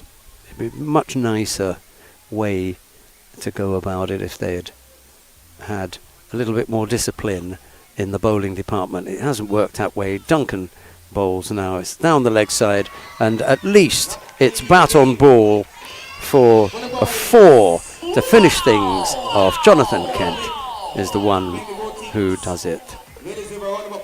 Right, we won't delay you too much longer. We'll be back with more action. It is the boys under 13 teams from Tobago who've defeated the women's select team, and apparently Kent it is who is generated as our man of the match. Take a bit of a rest. We'll be back at 4 o'clock with the Little Tobago Islanders and the Bucca Reef divers, the semi-final of the Chief Secretary's Bago T-10 Plus. We'll see you at 4 o'clock.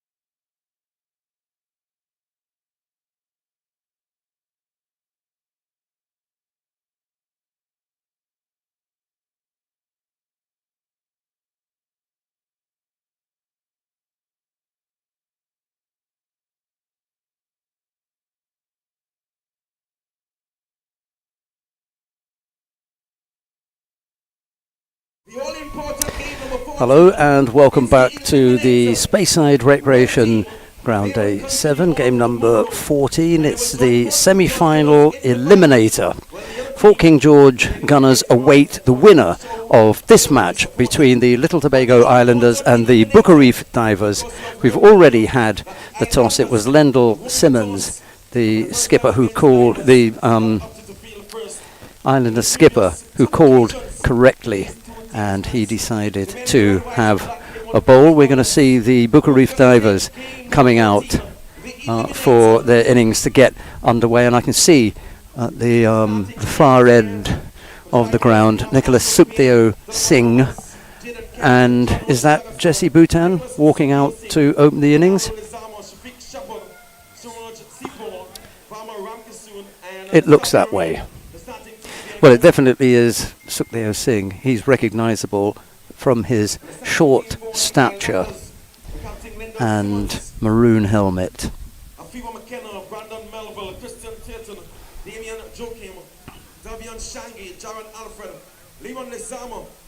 Simmons, Peters, Tishon Castro, and T-10 Webster, the starting team there for the Islanders.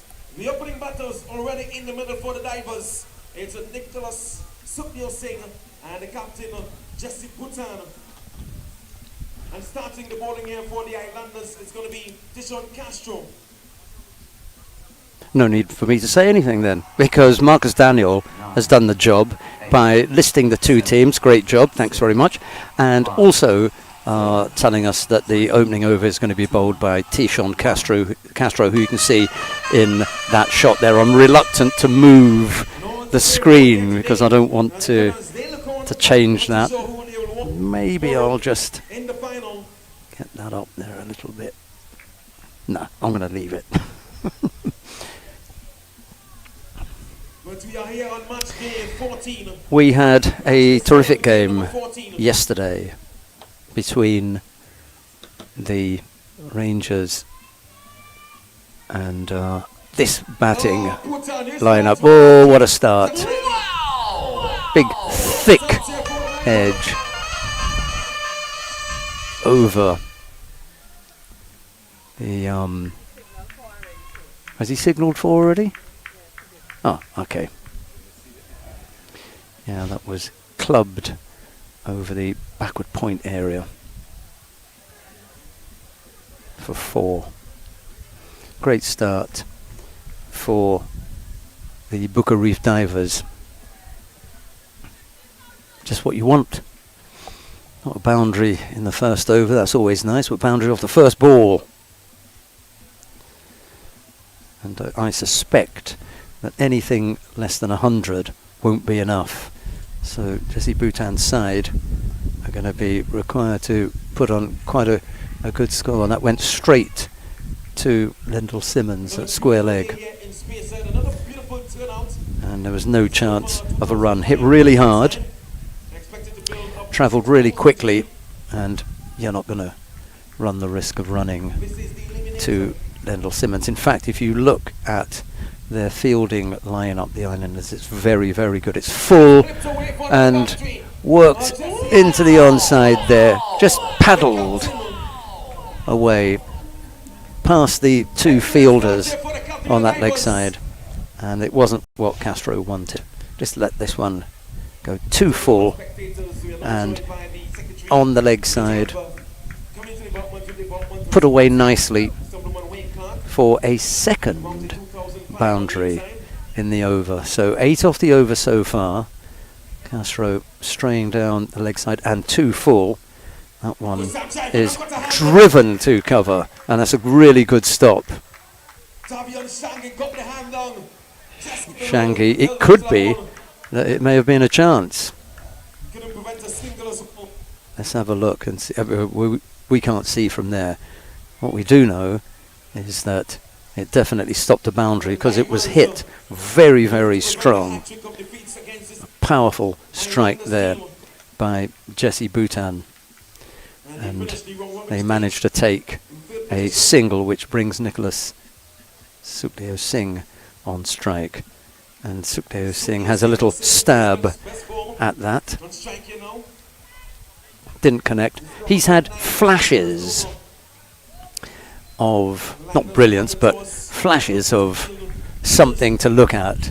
But unfortunately, there haven't been enough of them.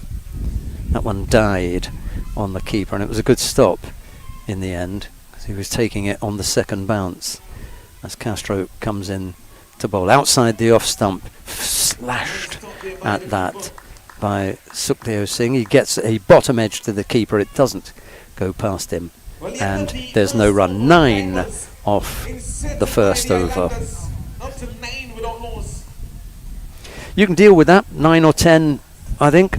Any more than that, and then you start having a problem on your hands.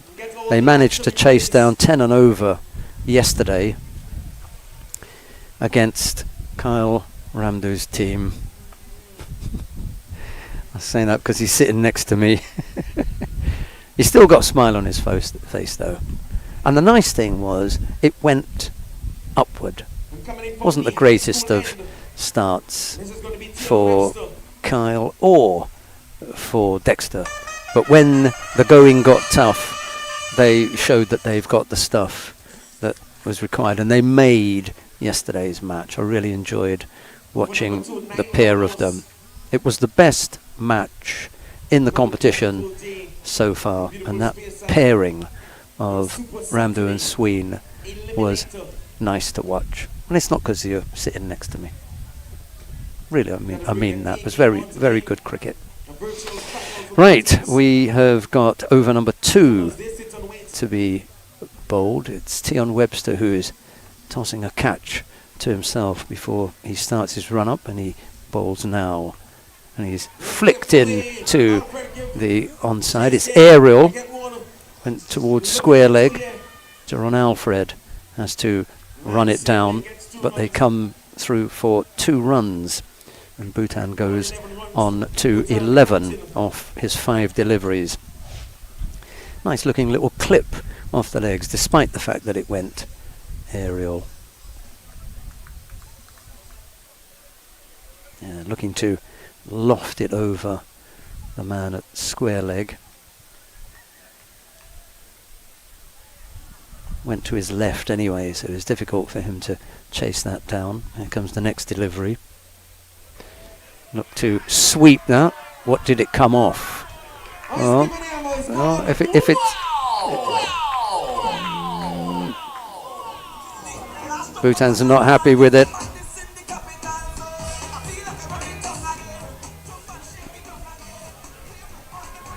But he has to go.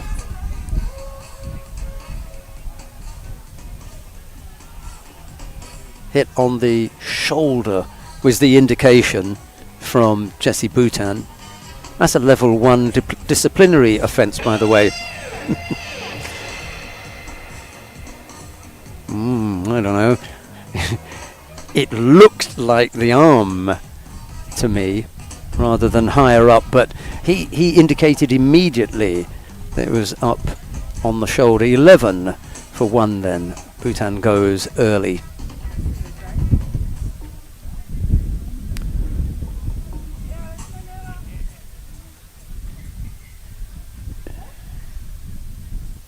Suraj Sipasad, I think it is, isn't it?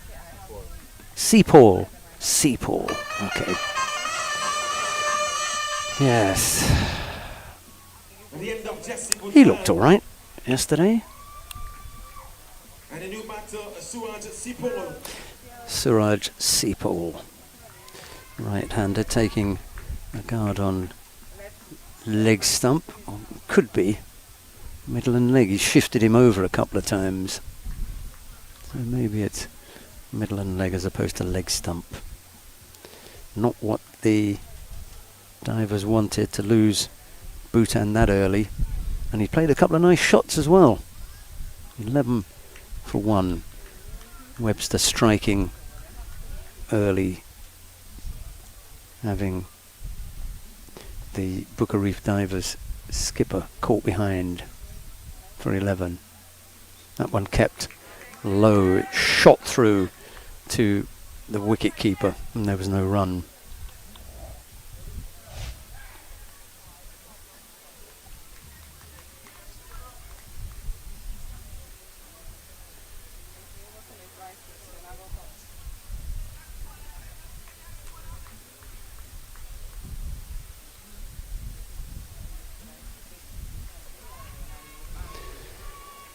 Webster turns now at the end of his run up and comes in to bowl.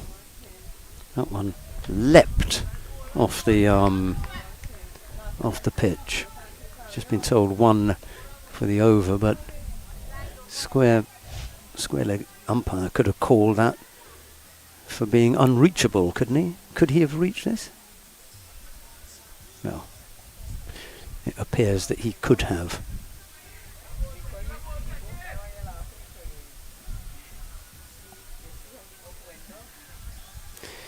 Score stays on 11. A couple of dots after the wicket, keeping the divers quiet for the time being. This time he's got hold of that one, past the cover fielders and out to the cover boundary for 4. Hit very hard and went very quickly. Nice looking shot from Suraj Seapal. 15 for 1. Now gave himself a bit of room, stepped away from the target area, swung the hands, and the 3 men in that area just had to watch that fly past them. Here's the last ball of the over. That's worked into the onside. It goes straight to Jerron Alfred at square leg. There's no run. 15 for 1 after 2 overs.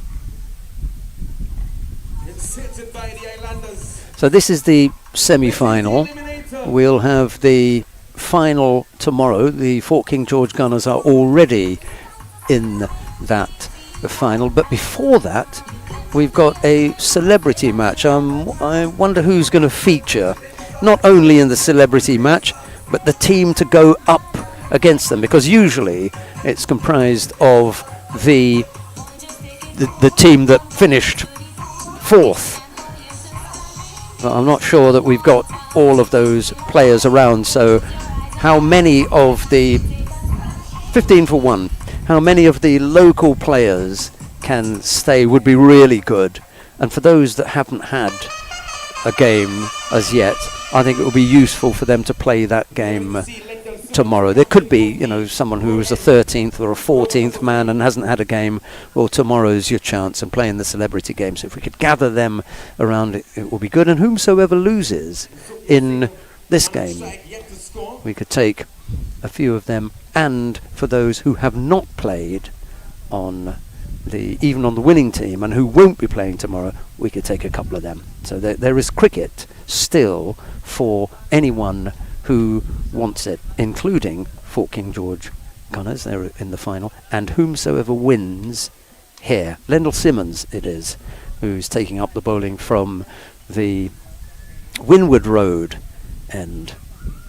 Over number 3, 15 for 1 is the score.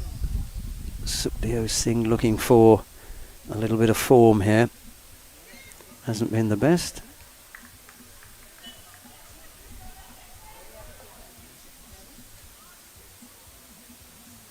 Simmons ran in and had a little bit of a roll of the arm and then thought, no, hang on, I haven't got the men exactly where I want them.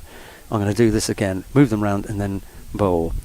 Well, he gave it plenty of air, didn't he? It was up there. Sukhdev Singh played that into the offside and they came through for 1 run. Gentle little push up towards extra cover and they ran through for a single. That brings Suraj Seapal onto strike. He's faced 4 balls so far and he has 4 runs. 16 for 1. A little bit early to be talking about projected scores, but what I will say is I genuinely feel that if they cannot get to the 100 mark or just a little plus, 110, 15, 120, that really makes it difficult. But it's where are the 120 runs going to come from? Where is the firepower going to generate that number of runs? Simmons runs up, bowls now. It's full and played back to the bowler and there's no run.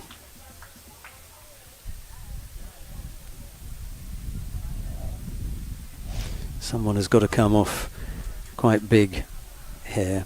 They've already lost Bhutan, who started with a couple of nice shots. Big swing, but it's a huge boundary, just wide of the man in the deep, and that goes for 4. You know, you get it in the right place, and despite the fact that these are big boundaries, we measured them out yesterday again to make sure. He got hold of that really well.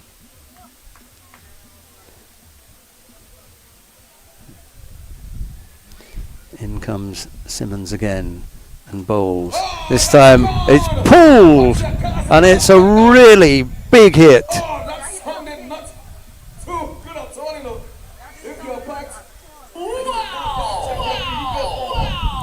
Well, we're going to look at.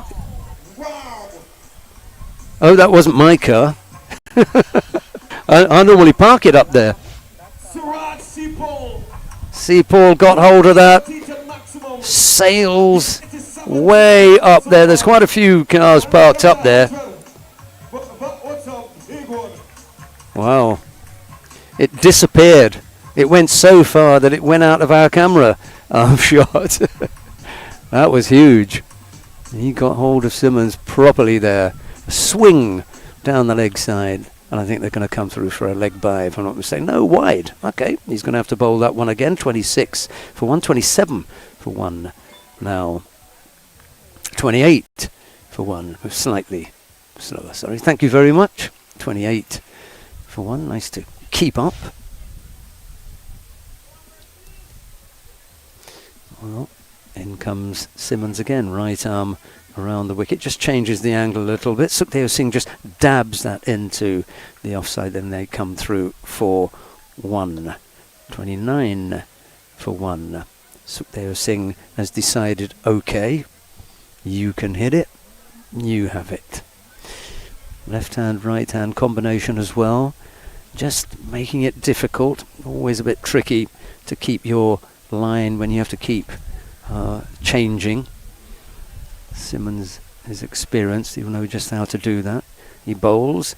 He didn't get hold of that properly, but he's so powerful that he may have got enough on it to take it to the boundary. So a miss hit that goes for 4.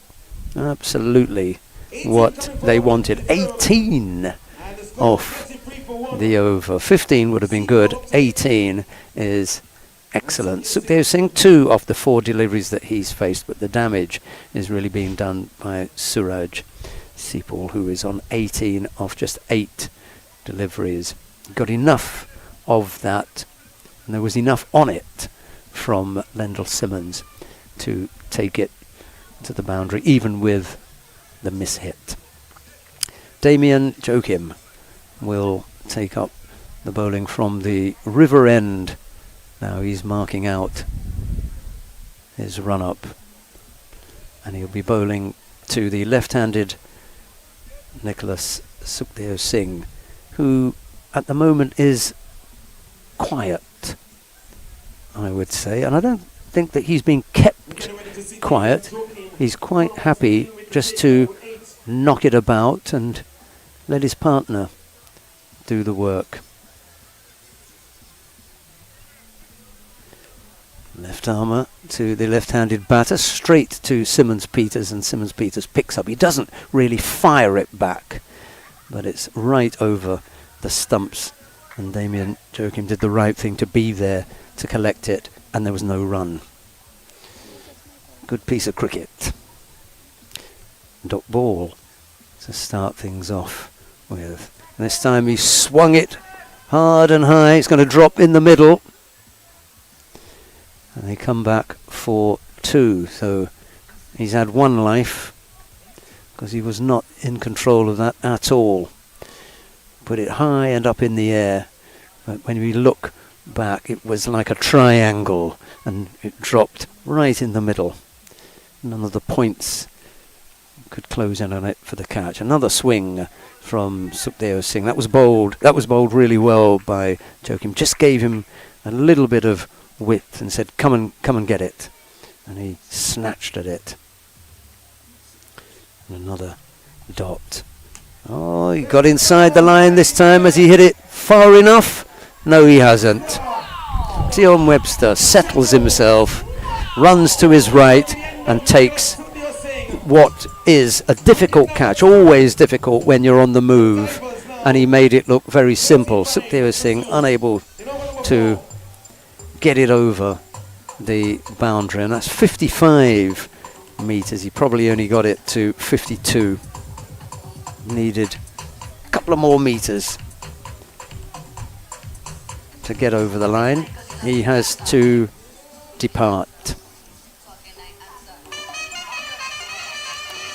35 for 2. We've got 2 balls left in the over. Jaden Kent is the incoming batsman.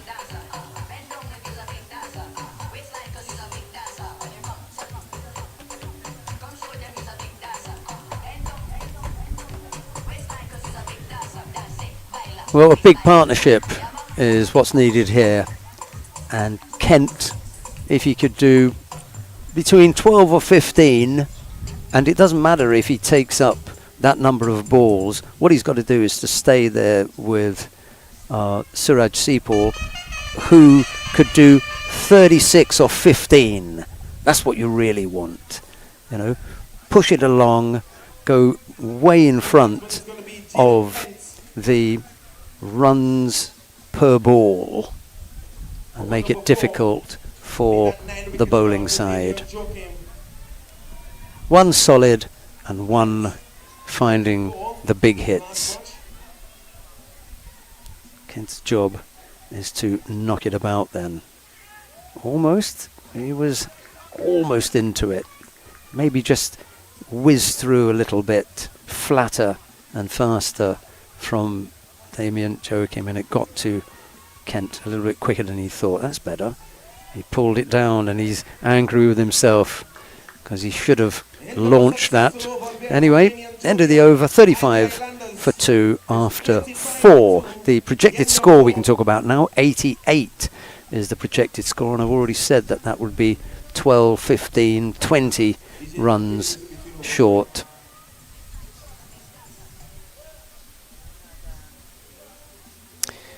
Sharon Alfred is going to be given the duties to bowl.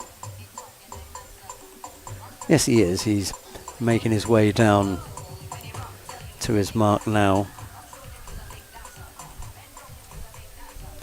He'll be a happy camper today, Jaron Alfred, because his team that he plays for, or played for in England, Hornchurch Athletic, won today, and that puts them second in the table. They are chasing promotion and they are only 1 point behind the leading team with 2 games to go, and it is Josh Telemark who's up there playing in that team at the moment. Nice connection that they forged with the team in the Essex Cricket League. Anyway, back to the business here. Alfred with ball in hand is preparing to bowl the next, or to bowl his first delivery to Suraj Seapool, who's on 18 off 8, and Alfred bowls now. There's a swing from Seapool. He's angry with himself because he was sizing up the straight boundary, and that was a straight looking drive that he went for there. It would have gone straight down the ground, and they've got men in the deep, but they're wide. They're actually quite wide. I like them straighter.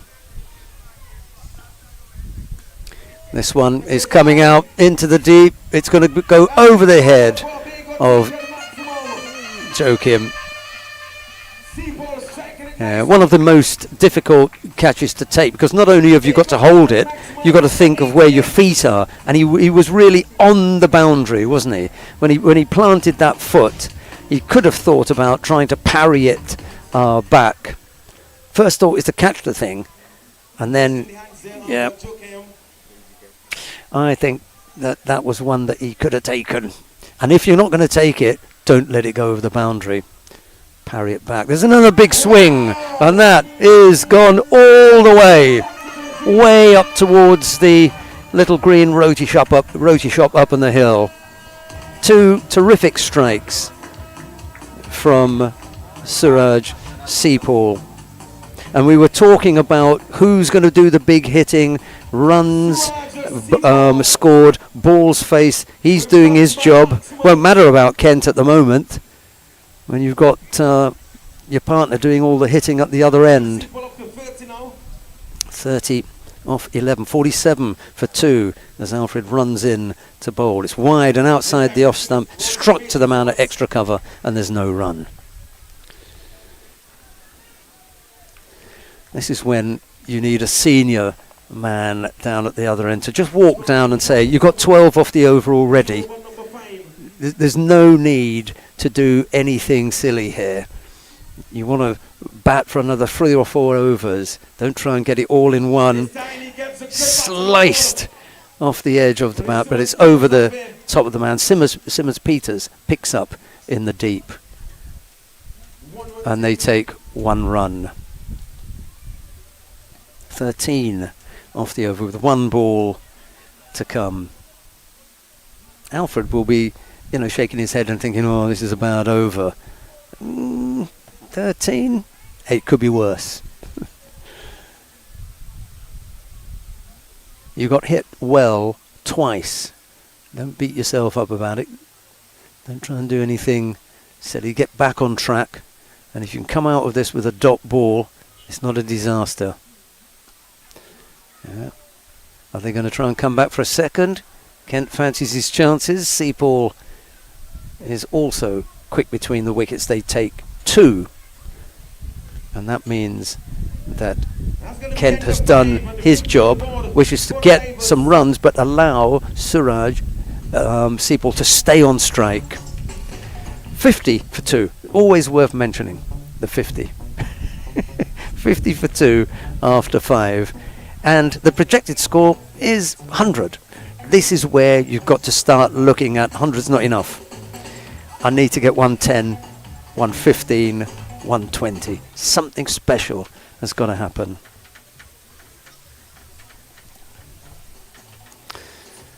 Vish, I think your dad is watching, isn't he, at home? Where is he? Where in Trinidad is he? Central. In Central. Okay, well, hello to everyone down in Central. I might be there in a few days' time. Can't remember the name of the big mall there that I go shopping sometimes. Is it in Chaguanas? I think it's in Chaguanas. There's a big mall there. Right, Damien Joachim from the high school or River End. He's going to bowl his second over, isn't he? The dangerous Seapal waits for him. He's on 31 off 13. Got to try and keep him quiet now. Joachim bowls. Oh, he's kept him quiet. In fact, we won't be hearing from him again. He's been bowled completely. Went through him. Went with a big swing.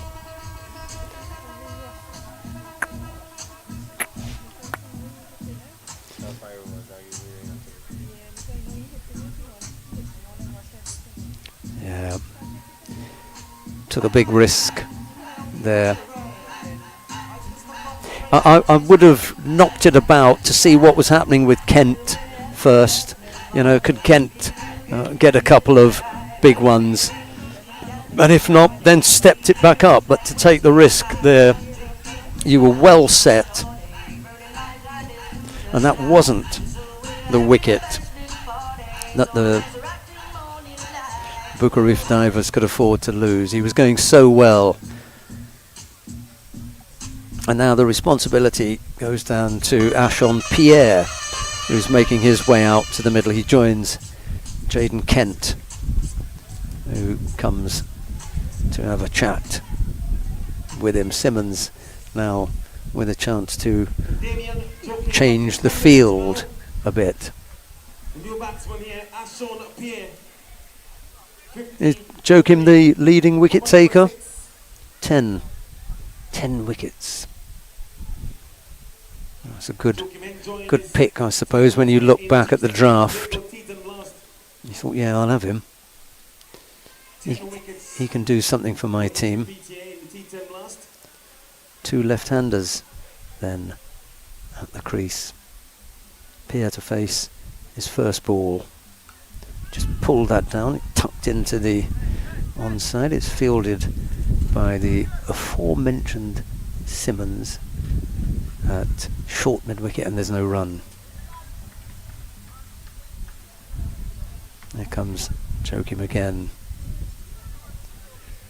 He's missed out there. You almost feel as though there's a bit of a stranglehold being applied here. A tighter field, few dot balls, wicket falling, 50 for 3.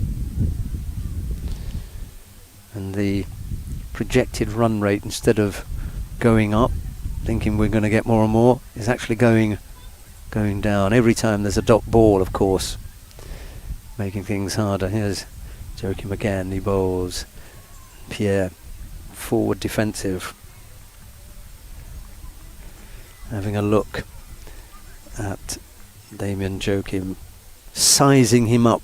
Maybe he's faced 3 deliveries. Here comes the big swing then. No, it's hit past the man at cover. I think he's deflected that out to Lezama, who runs in. Oh, direct hit. Yeah. And the umpire has sent him. A direct hit there. Leave on Lezama, the man with the strong arm. Yep, Lezama, a good pickup. Direct hit. Let's look at this. He's still athletic for a slightly older player. Yeah, he was a long way out. Sean Pierre.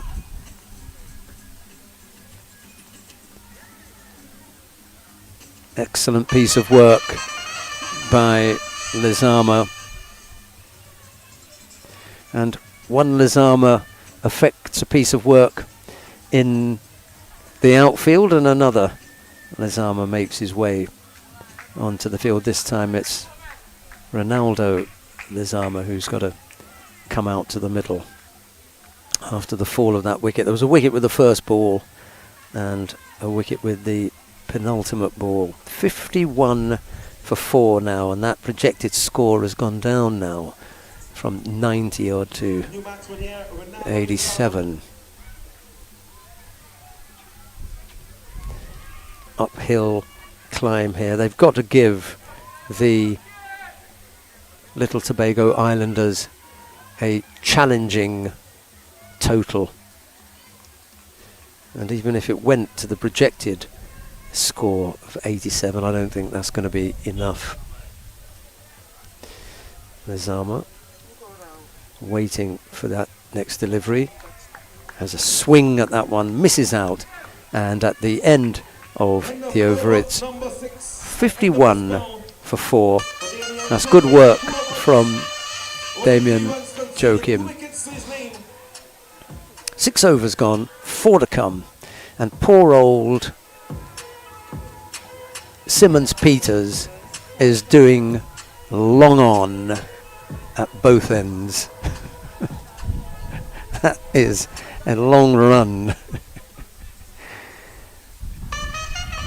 I mentioned that to a friend of mine earlier on. Imagine if you were asked to do long on at this ground, both ends. You know, he's got to go from the river to the road. There comes Simmons. He bowls to Kent outside the off stump. There's a swing. He bottom edges that past the keeper, and they come through. Oh no, he didn't. I thought he'd bottom edge that. There's such a big deflection down at that end. It must have hit one of those uneven parts, maybe in the footholds or something, and they come through for 1. A bye. 52 for 4 now.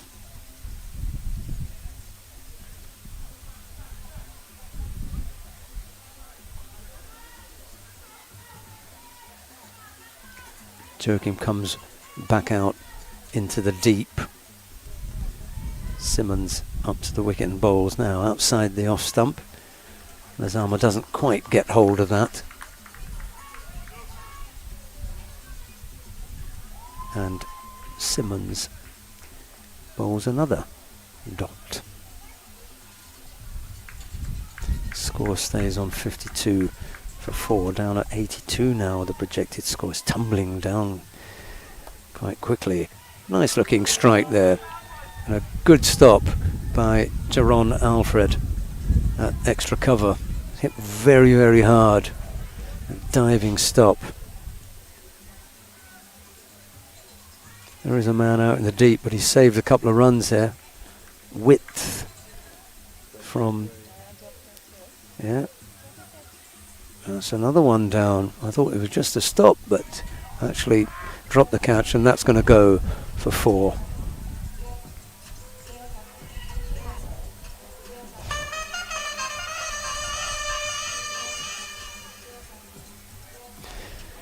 Yes, if you're in the covers, they come to you pretty quickly, don't they?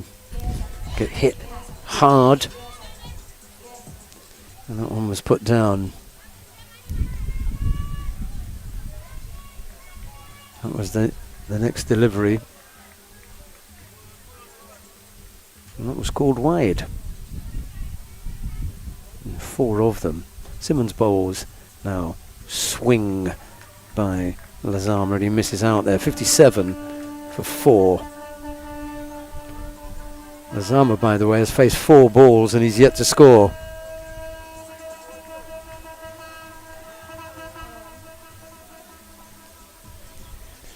This is what they can't afford, I'm afraid.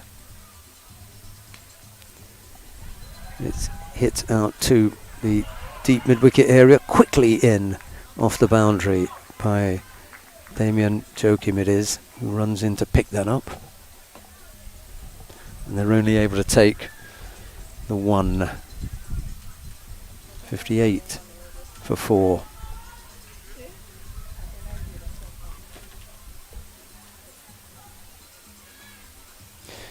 The left-handed Jaden Kent is on strike now. Someone's going to have to step it up, because they've lost 4 wickets already. Champire failed to fire today. Tucked into the leg side. Is there space out there? They should have tested him, but no. They've already seen what happened, or what happens when you test him. He had 1 stump to aim at.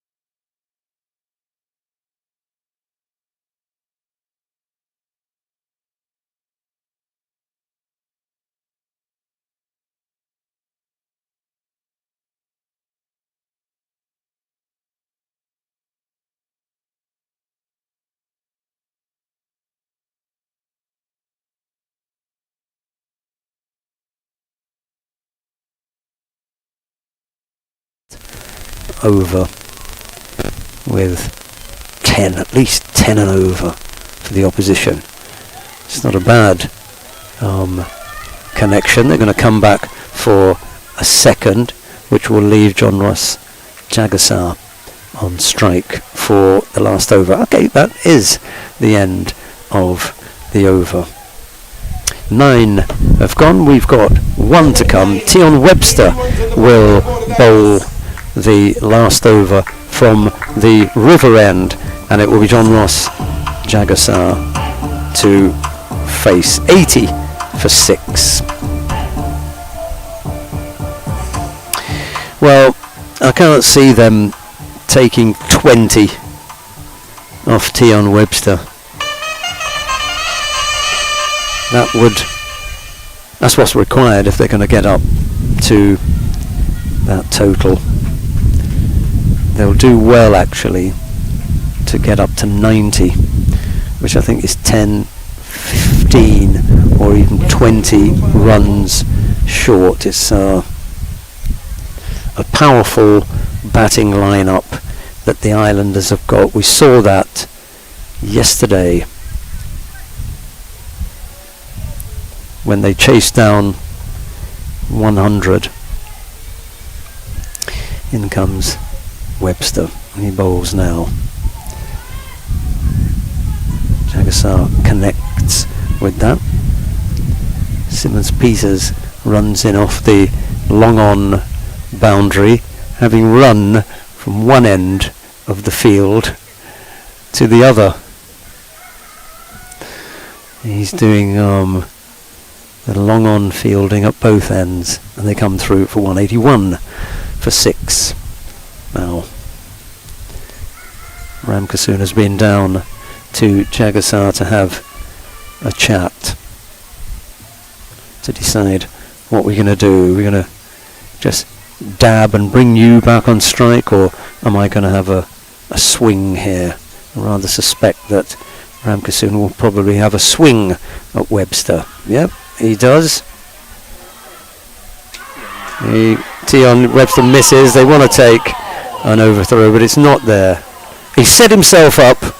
He said, okay, I'm going to take a moment here. He didn't, rush the throw. He set himself up, fired it, and unfortunately for him, he missed. And very fortunately for Ramkissoon, he was able to make his ground, and they stole a run, to be honest. 82 for 6, 4 deliveries left to come. Webster bowls, and that's gone through both batsman and keeper. They'll be able to come back for another 2 byes, all added to the total.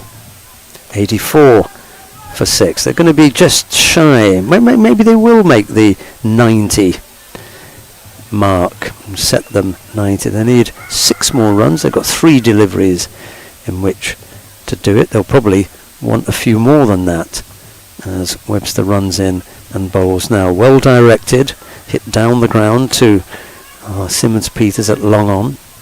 They take 1 run. 85 for 6. Ramkissoon with the responsibility of coming up with a big hit off one of these last 2 deliveries. Maximum would be magic for them. Tion Webster won't want that to happen. He's going to bowl it full, I suspect. Yep. No, that's going to go down the leg. It just moved too much. That one did a little bit too much. Yeah, it was. You're right. And he smiles knowingly. Look at it. It did just too much. He took a leg by. Turton even says the same thing. That was going down. Webster just asking the question of the umpire. Really, ump? That was really going down leg? Yep. 86 for 6. 1 legal delivery left. Let's see whether John Ross Jagasar can get bat on ball.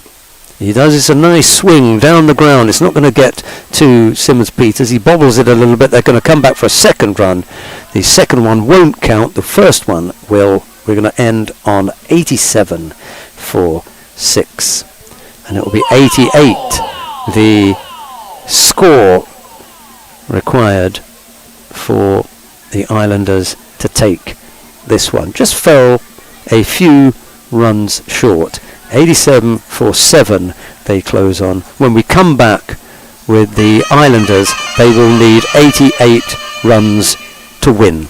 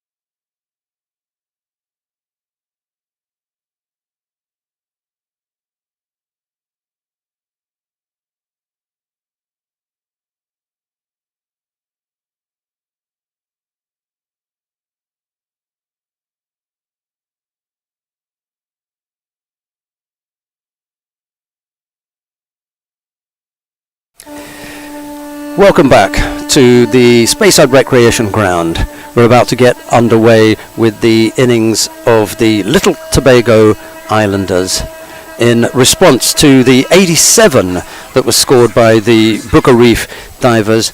So a simple thing, 88 runs required in 10 overs. The batsmen are making their way out to the middle. The men in blue, the Booker Reef Divers, are going to try to defend 87. I think it's a tricky total. 15, 20 more runs, maybe even 25 would have been very testing.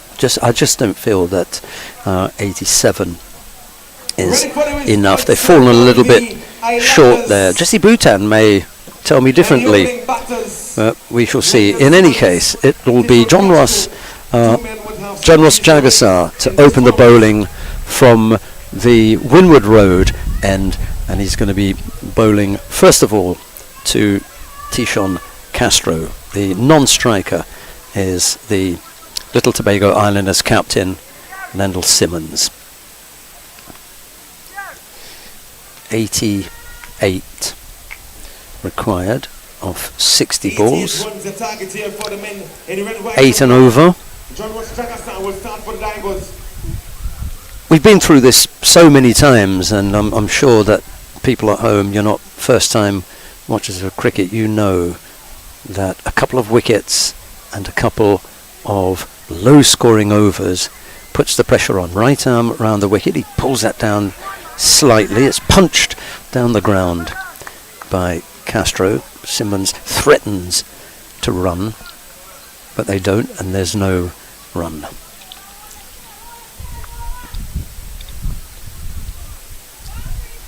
Change of angle immediately. No, he's going through, round and through. That's in. Oh, that was so close. How did that miss? It doesn't make it all the way to the boundary, by the way. They come through for 2. He just changed the umpire's position to give him a little bit more room. He's coming through and around. And look at this. Whoa! Where that pass? That was close. Jagassar bowls again from wide of the crease, and it just gives it a little bit too much air. It's too full, and it's spanked away by Castro for 4.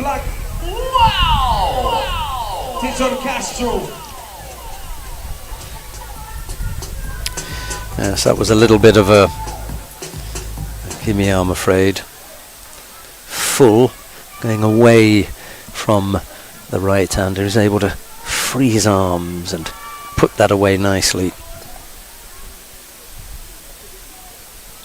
6 off the over so far.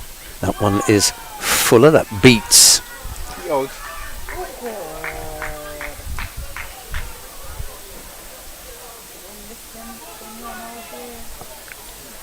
I wasn't quite sure what happened there. He swung at that one. Missed it.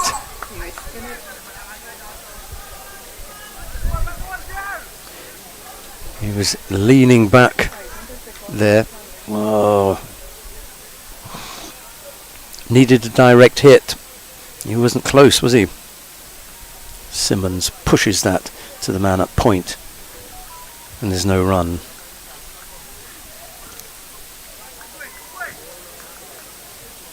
He was leaning on his bat a little bit, and then he had to take off.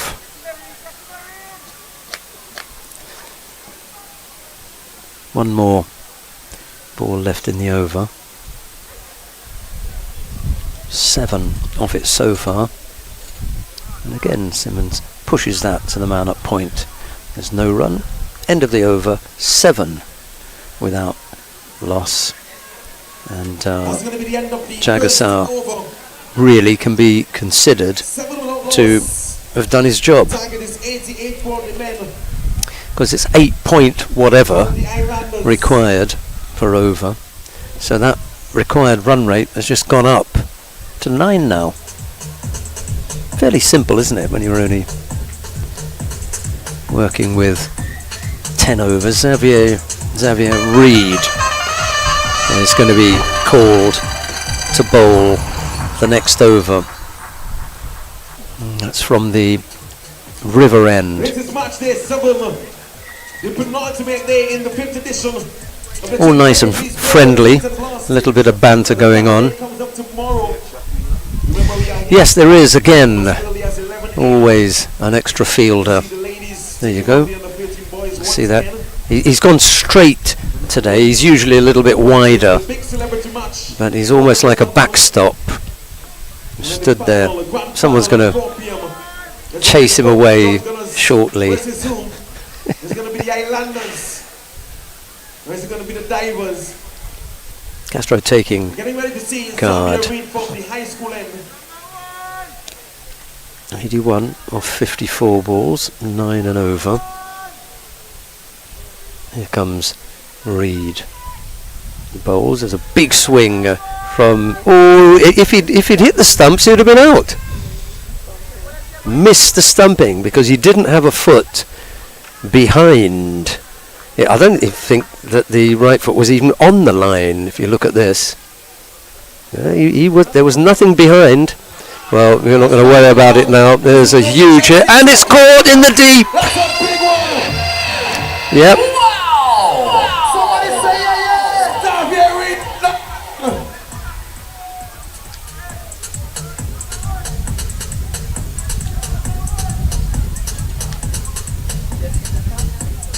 Bhutan was out in the deep. We've had some good catches out in the deep. Arms in the air, outstretched already, begging for the catch to be taken. And it was. Bhutan, Simmons, Emrit have all taken catches in the deep. They've all taken good catches in the deep.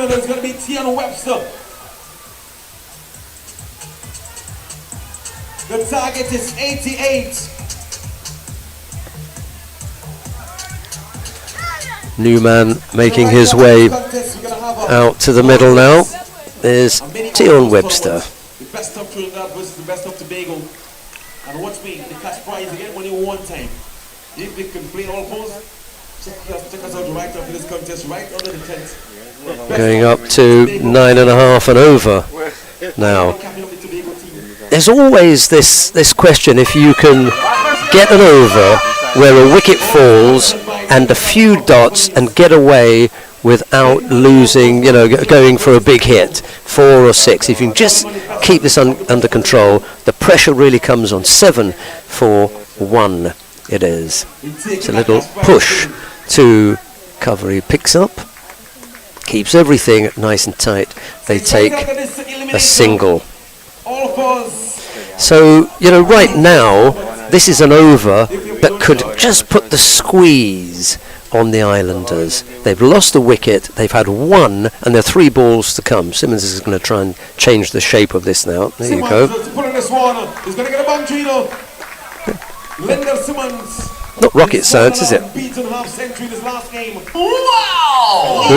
knew what it was going to be. We knew what he had to do. And that's, as a bowler, you have to be that little bit clever about where you put it. If you know that the square boundaries are the shortest boundaries, don't give him the opportunity to pull or cut.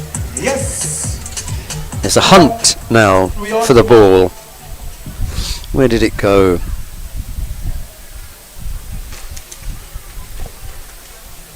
Someone's just told him that it went somewhere else. There you go. Not behind, not under the car. Yeah, so you really want at that stage, before you bowl that ball, to say, okay, if he is going to hit me, let him hit me 75 metres down at that end, not 55 metres when I pull the ball down and you hit it square. You pull it or cut it. Taking on the rain from his Rangers. I don't think so. comes Reed to bowl again. Yeah, get it up there. Let him hit you down there. Okay. Well, he's got hold of you this time.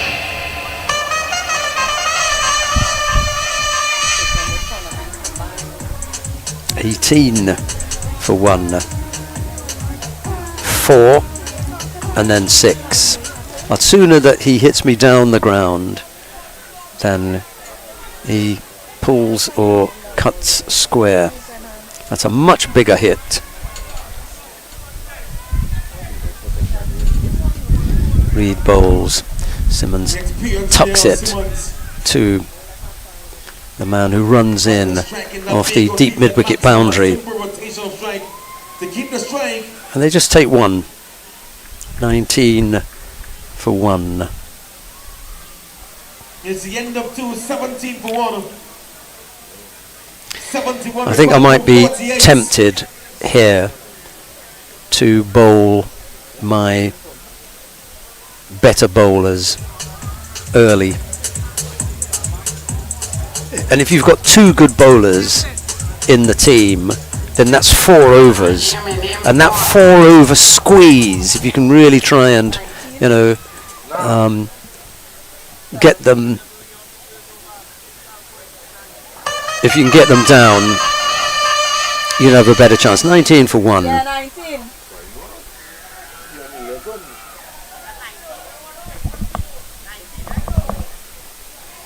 19 for 1.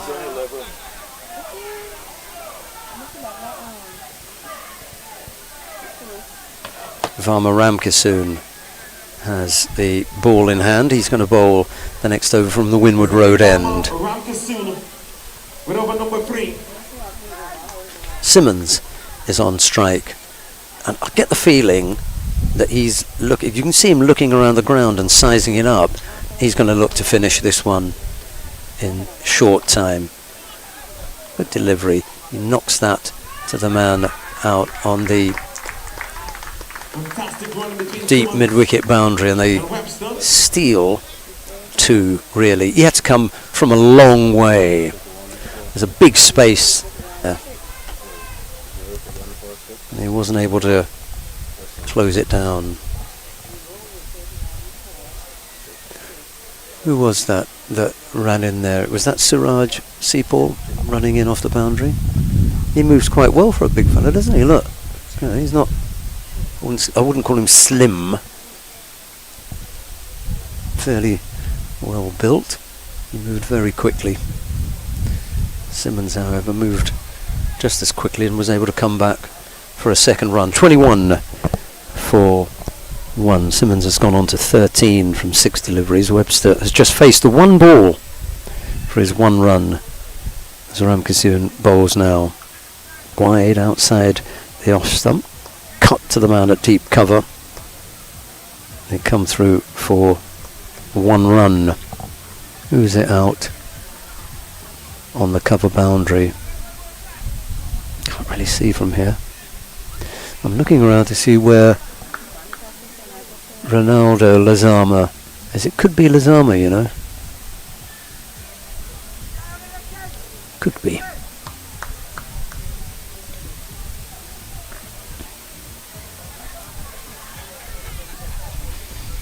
Ramkissoon bowls. It's floated up there.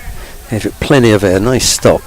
In the end, they're only able to take 1. That was Ashon Pierre diving to his right to stop that one.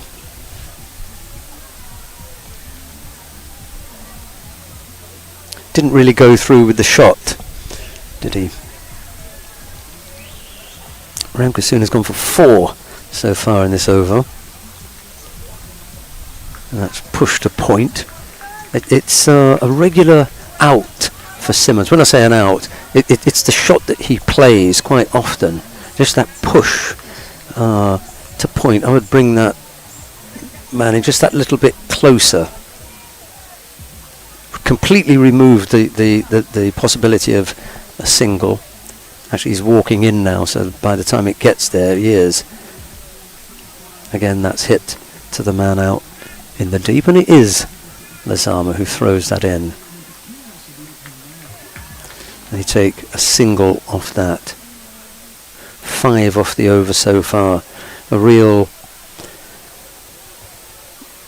This ball, for me, how can things come down to a single ball?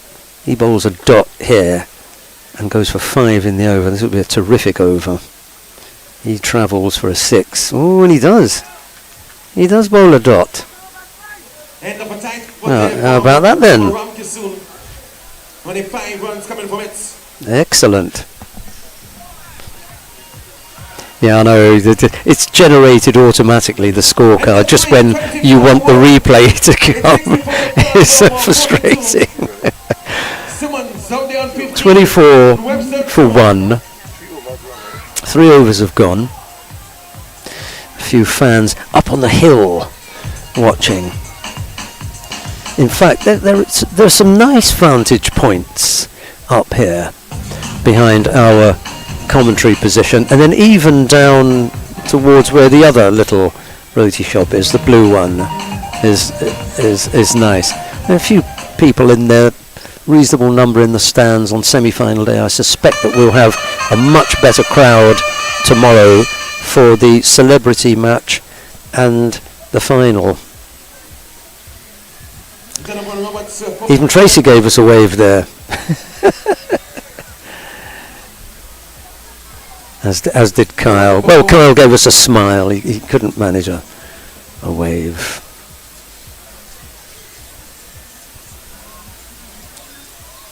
Donovan Roberts, it is, who prepares to bowl the next delivery. He's bowling to Lendl Simmons, 24 for 1.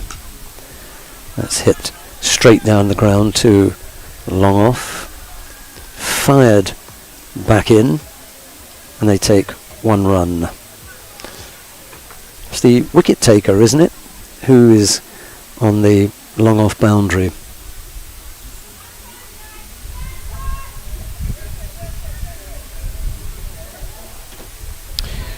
Webster on strike now to face his 4th delivery. He's on 2 down the track. He meets it early, hits it high in the air. It's going to drop short of the man who's running in off the long on boundary. Popped that one up. It was like one of those baseball hits that you get that just pops up and then drops in between the fielders. 26 for 1. 9.3 the required run rate. Oh, yeah. Charged the man, went wide of him, and that delivery got past Lendl Simmons. Who was at, who did well or who was at fault here? Simmons coming down, and I think we're going to say Donovan Roberts did well to see him come in and just push it a little bit wide. I'll give him the benefit of the doubt as he bowls again now. That one is a little bit too wide. He holds out a hand to apologise for that one. He'll have to bowl again. 3 off the over so far, 3 balls to come. Another bowler with a chance here. If they can escape with a low total from this over, just begins to make things look a little bit interesting.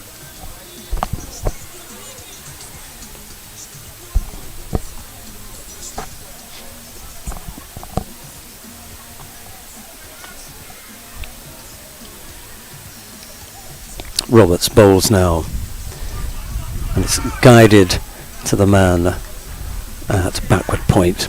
They come through for 1 run.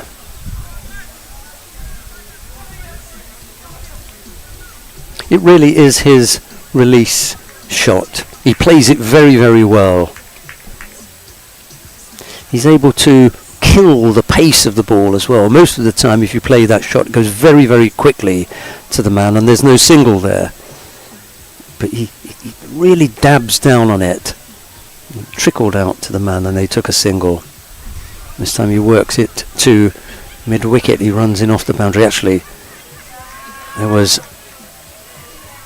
the bowler Donovan Roberts who ran to field of his own bowling for 5 off the over. Can you imagine another dot ball here? It's going to go up to 10 and over.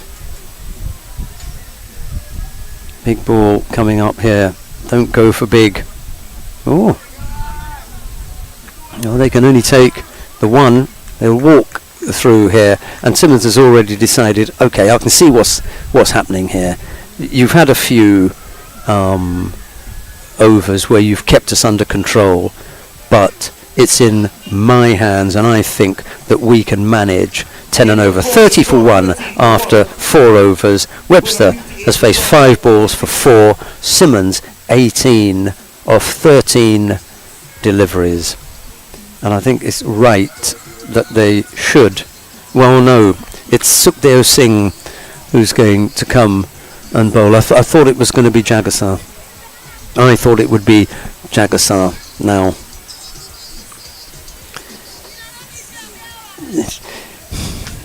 Thing is, what are you saving him for? You know, you want another over when Simmons would probably say, okay, I can see this is your last card. You play it and I'll take 5 or 6. He drops anything short and I'll kill it. But if I have to come out of this with 5 or 6, I will. But if he does, it's 10 and a half and over. You've played your card, which is to say, I think I can take your bowling apart. And all you need is one 4-stroke and you're out, and then you leave it to the other batters to do. So it's Jesse Bhutan who said, I'm going to play this card. And this is a card, I think, that could end up shutting up the shop. If Sukhdev Singh travels in this over, that's it for me. Oh, he just taps him back down the ground. He jogs through for 1. He really gives the impression here, Simmons, of being in complete control. Not worried about it.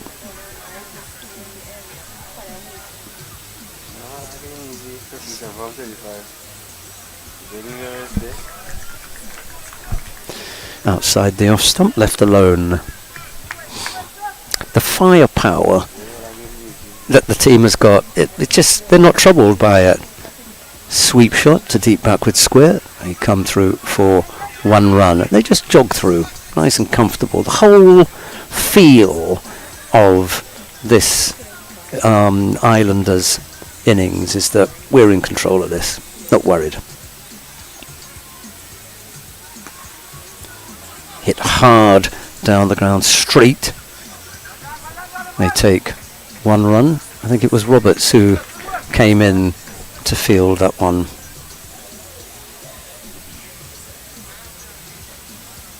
33 for 1. We've got 2 balls left in this over. He's gone for 3 runs. Incredible. Not in the least bit worried, is he? Nor is a little boy who's about to walk in front of the sight screen.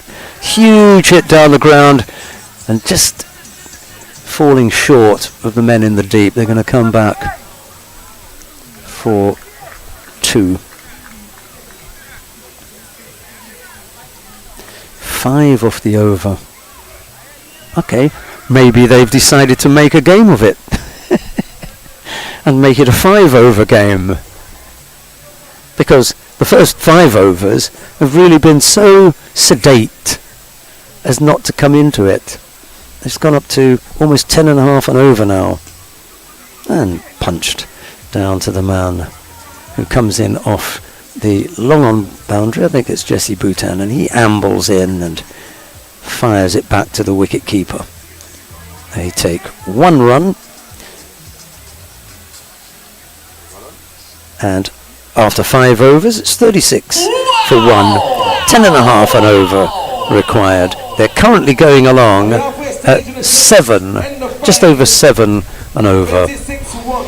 Landell Simmons is on 20. Ronaldo Lizama is going to be asked to bowl next. He'll be bowling from the river end, I think. I haven't seen. Yes, he is. Must be in there somewhere. They're still discussing who's going to bowl. 36 for 1. Webster is on 8, having faced 9 deliveries. Simmons is on 20, having faced 15.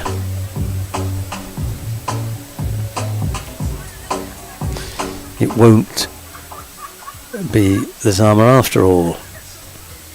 Is it going to be Varma Ramkissoon again? From the he bowled from this end before, didn't he? And now he's going to go down to the river end.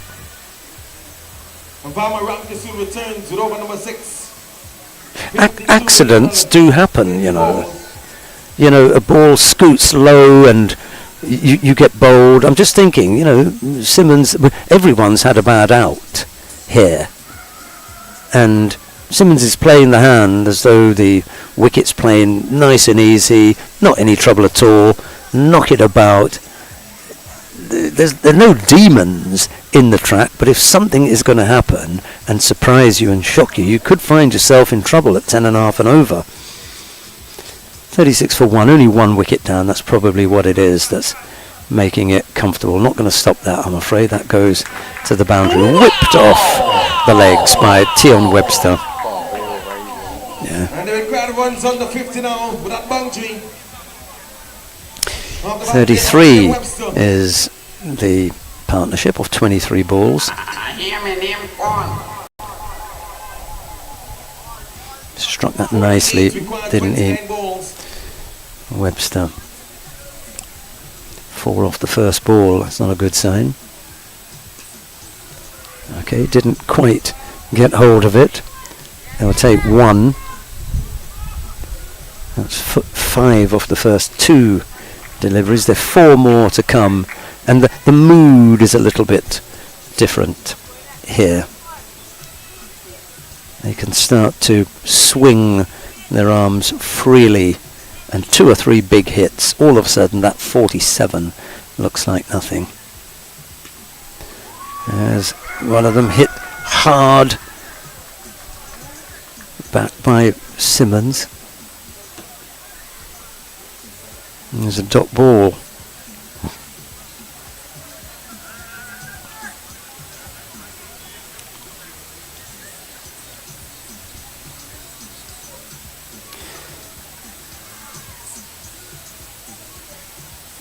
Ramkissoon just has a look at the field, makes sure that they're all in the right place as he bowls.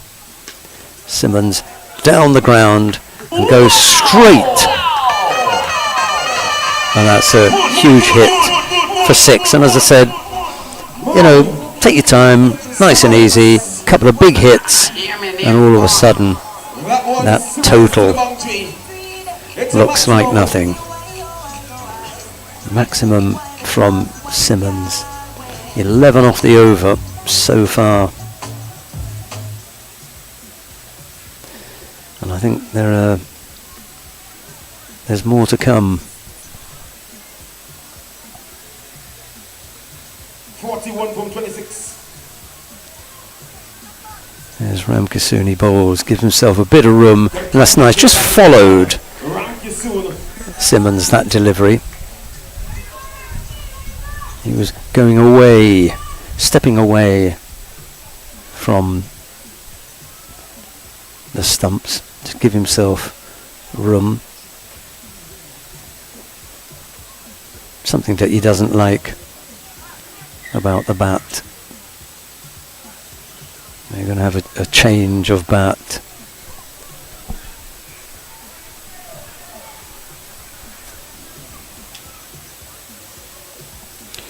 Simmons has said to Webster, I think I've broken my bat, let me have yours. I'd have told him, you're not having mine. I paid $3,000 for this. I've given you my bat.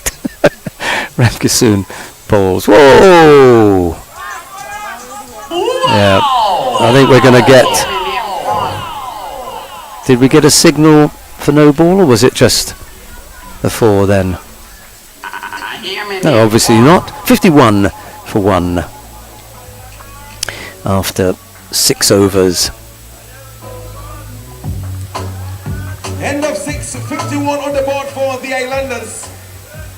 37 required 24 balls. Yes, 51 for 1. Simmons is on 30 off 19. It's just beginning to take the kind of shape that is really destructive. And now it is going to be Nicholas Sukhdev Singh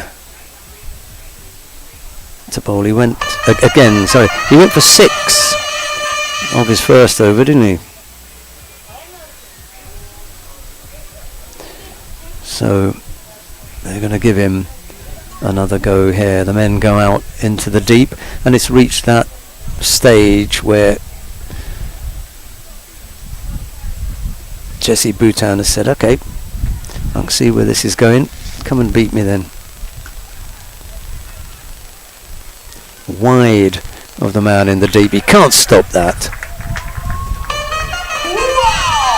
And that goes for 4. 55 for 1. A little bit too much air. That was the, difficult to say whether that should have been a no ball or not. It wasn't called anyway. 55 for 1. 4 off the first ball, and that one has gone a long way. And they're not going to stop that. There's the 50 partnership, 54 off 30 balls. Bhutan has to walk over the little, no, it's gone into the little stream that runs down the back. He throws in from way over the boundary. Up back.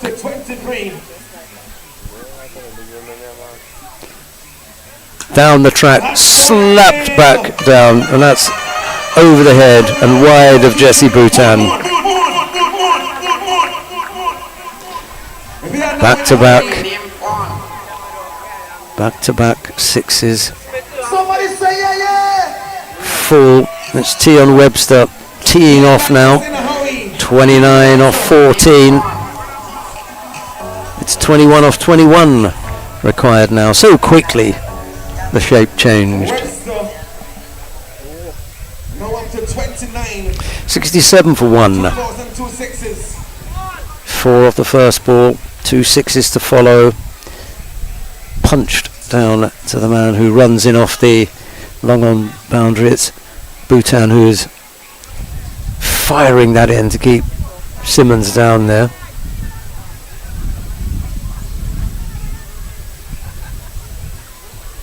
.68 for 1. Simmons is on strike now. A defensive push from Simmons, and there's no run. One more ball left in the over. 17 off the over so far. It's been a really destructive one, and there's more runs there. One bounce. The bounce wasn't favourable to Bhutan. He thought that he was in a position to stop it. It squirted past him, and it went for 4.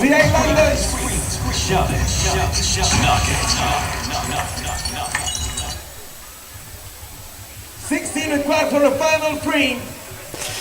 Dear oh dear. Final. The men in red, white and black. And you can say 72 for 1. 7 overs have gone. Simmons is 34 off 21. Tion Webster coming to the party as well, 30 off 15. 16. John Russ Jagasar is going to be given the ball now, and the difficulty for Jagasar is whatever he does, I mean they can basically knock him around if they like. There's no need to go and try and thrash him all over the place. They can knock this around fairly easily and leave 10 off the last 2. They'll be down to 5 and over, or they can slap him about and end it quickly. Put the divers out of their misery.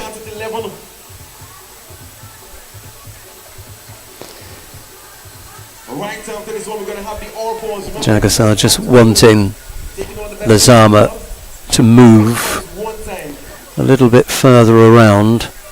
Handsome cash prize. If we win the US, to get the US as well.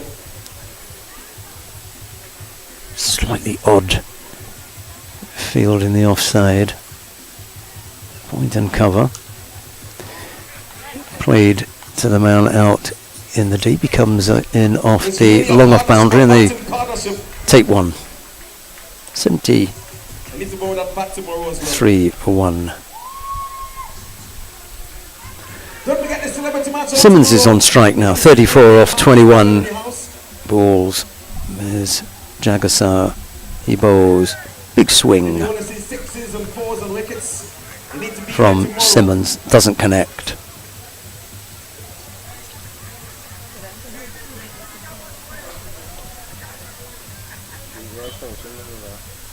15 off 16 is the equation.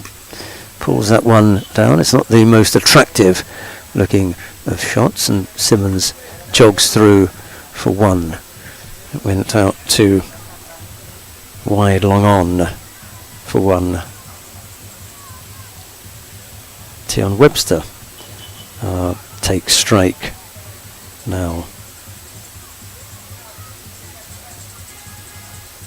74 for 1 around the wicket to just a little bit flatter and quicker. Nashon Pair wings one end.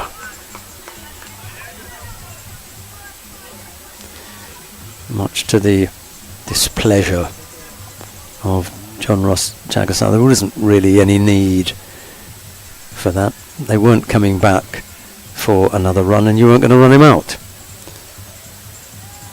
Only to run that risk. 75 for 1. Simmons on strike. Just tucks it off his legs and they run through for 1. It's past the man at the stumps, Jagasar, and they come back for a second.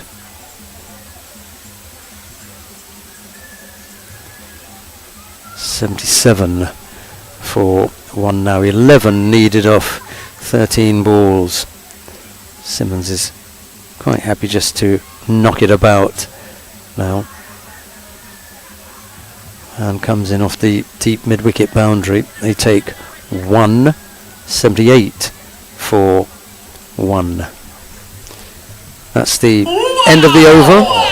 Over number 8. 10 runs needed off the last 2 overs. 5 and over. Simple. My maths is getting better all the time.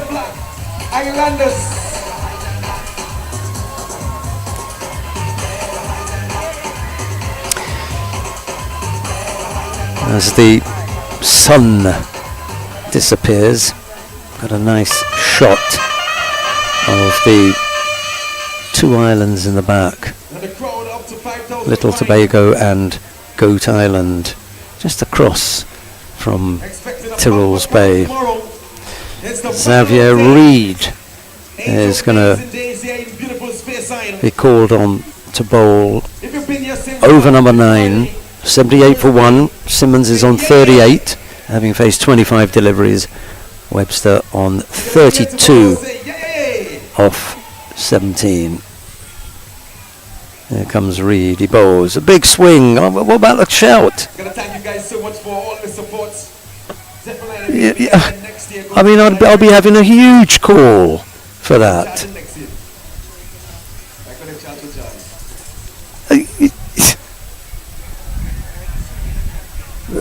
That's incredible.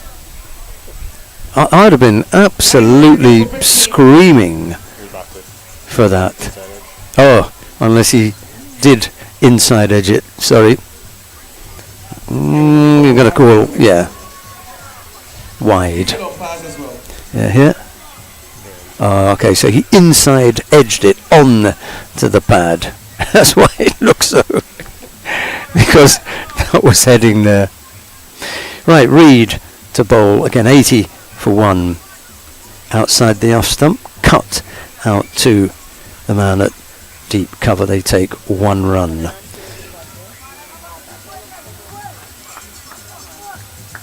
Simmons comes back on strike now with 7 runs needed off 10 deliveries. 81 for 1. Reid up to bowl, pulls that one down, just tucked to the man at cover, and they come through for 1 run. That was Ronaldo Lezama, I think, running in. 6 runs required off 9 balls. Now, Reed would like to take one of these big gun wickets if he can. Just a little stutter before he delivers. That's hit out into the deep. Jesse Boutin says thank you very much, and just as I said that he would like to take one of the big gun wickets, off he goes. Trying to finish the bang.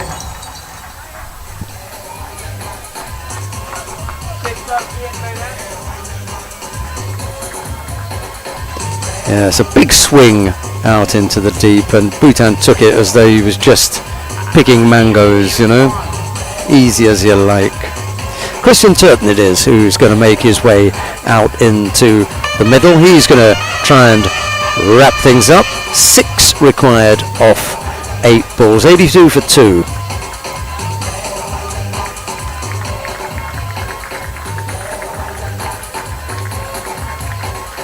There's a nice round of applause as well for T-10 Webster, because between the pair of them, that is the winning knock.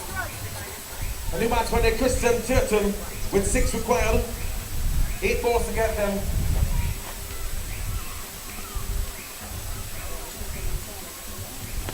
So one's interested in the We've got 2 deliveries left in the over. Here comes the first of them. Reed bowls, and it's punched off the back foot to cover.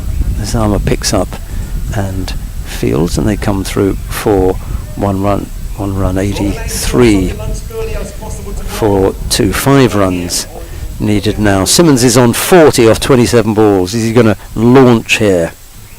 No need. Yeah, accidents can happen. Could easily have, and now they're going to come through for an overthrow. Things unravelling a little bit for the Booker Reef Divers. 85 for 2. After 9 we come to the last over,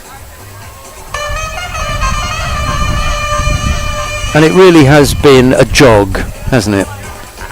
You know, sometimes the horses, they say a canter, you know, but this has just been a gentle jog for the Little Tobago Islanders. We said that anything less than 100 would be insufficient.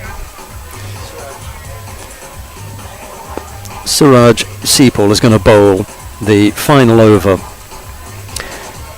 from the river end, just as the sun disappears. We have had lights on every night, and we've got the lights on now. They just help that little bit, I think, as we get the last of the sun. It's at 5:45. We normally finish by 6 o'clock. Anyway, we will be finished because this is the last over, as Seapal runs in and bowls now, and it's punched down the ground wide of the man at long off, and he's missed that, gone past him, and they'll take, and they're going to come back for a third as well, because the throw is wide as well. That's going to be handshakes. Untidy. It's going to be the end of this. Yeah, they required 3 of 6 balls, and they've done it off the first. 88 was all that was needed. They've done that with room to spare, to be honest. Another convincing win from the Little Tobago Islanders. T-10 Webster is the man generated as the man of the match. 33 off 19 balls, 2 4s, 2 6s, a strike rate of 173, bowled 2 overs and 1 wicket for 9. Visham, I hope your dad enjoyed that, if he's still listening there in Central. Right. Yes, it was a little bit flat. The nice thing here, however, is that the Little Tobago Islanders had a good start in the competition, and then they had an incredibly bad loss, and since then they've looked better and better, and if any unit can trouble the Fort King George Gunners. It's this one. They look as though they've got something about them. There's a nice confidence about the way they play. They've got a very, very high-powered batting lineup. I'd say it's the batting lineup that's scary. So I look forward to seeing what happens with them tomorrow. I'll just tell you about the games. I'm going to ask our scorer Tracy Caldera about the games tomorrow. We've got one at 11, haven't we?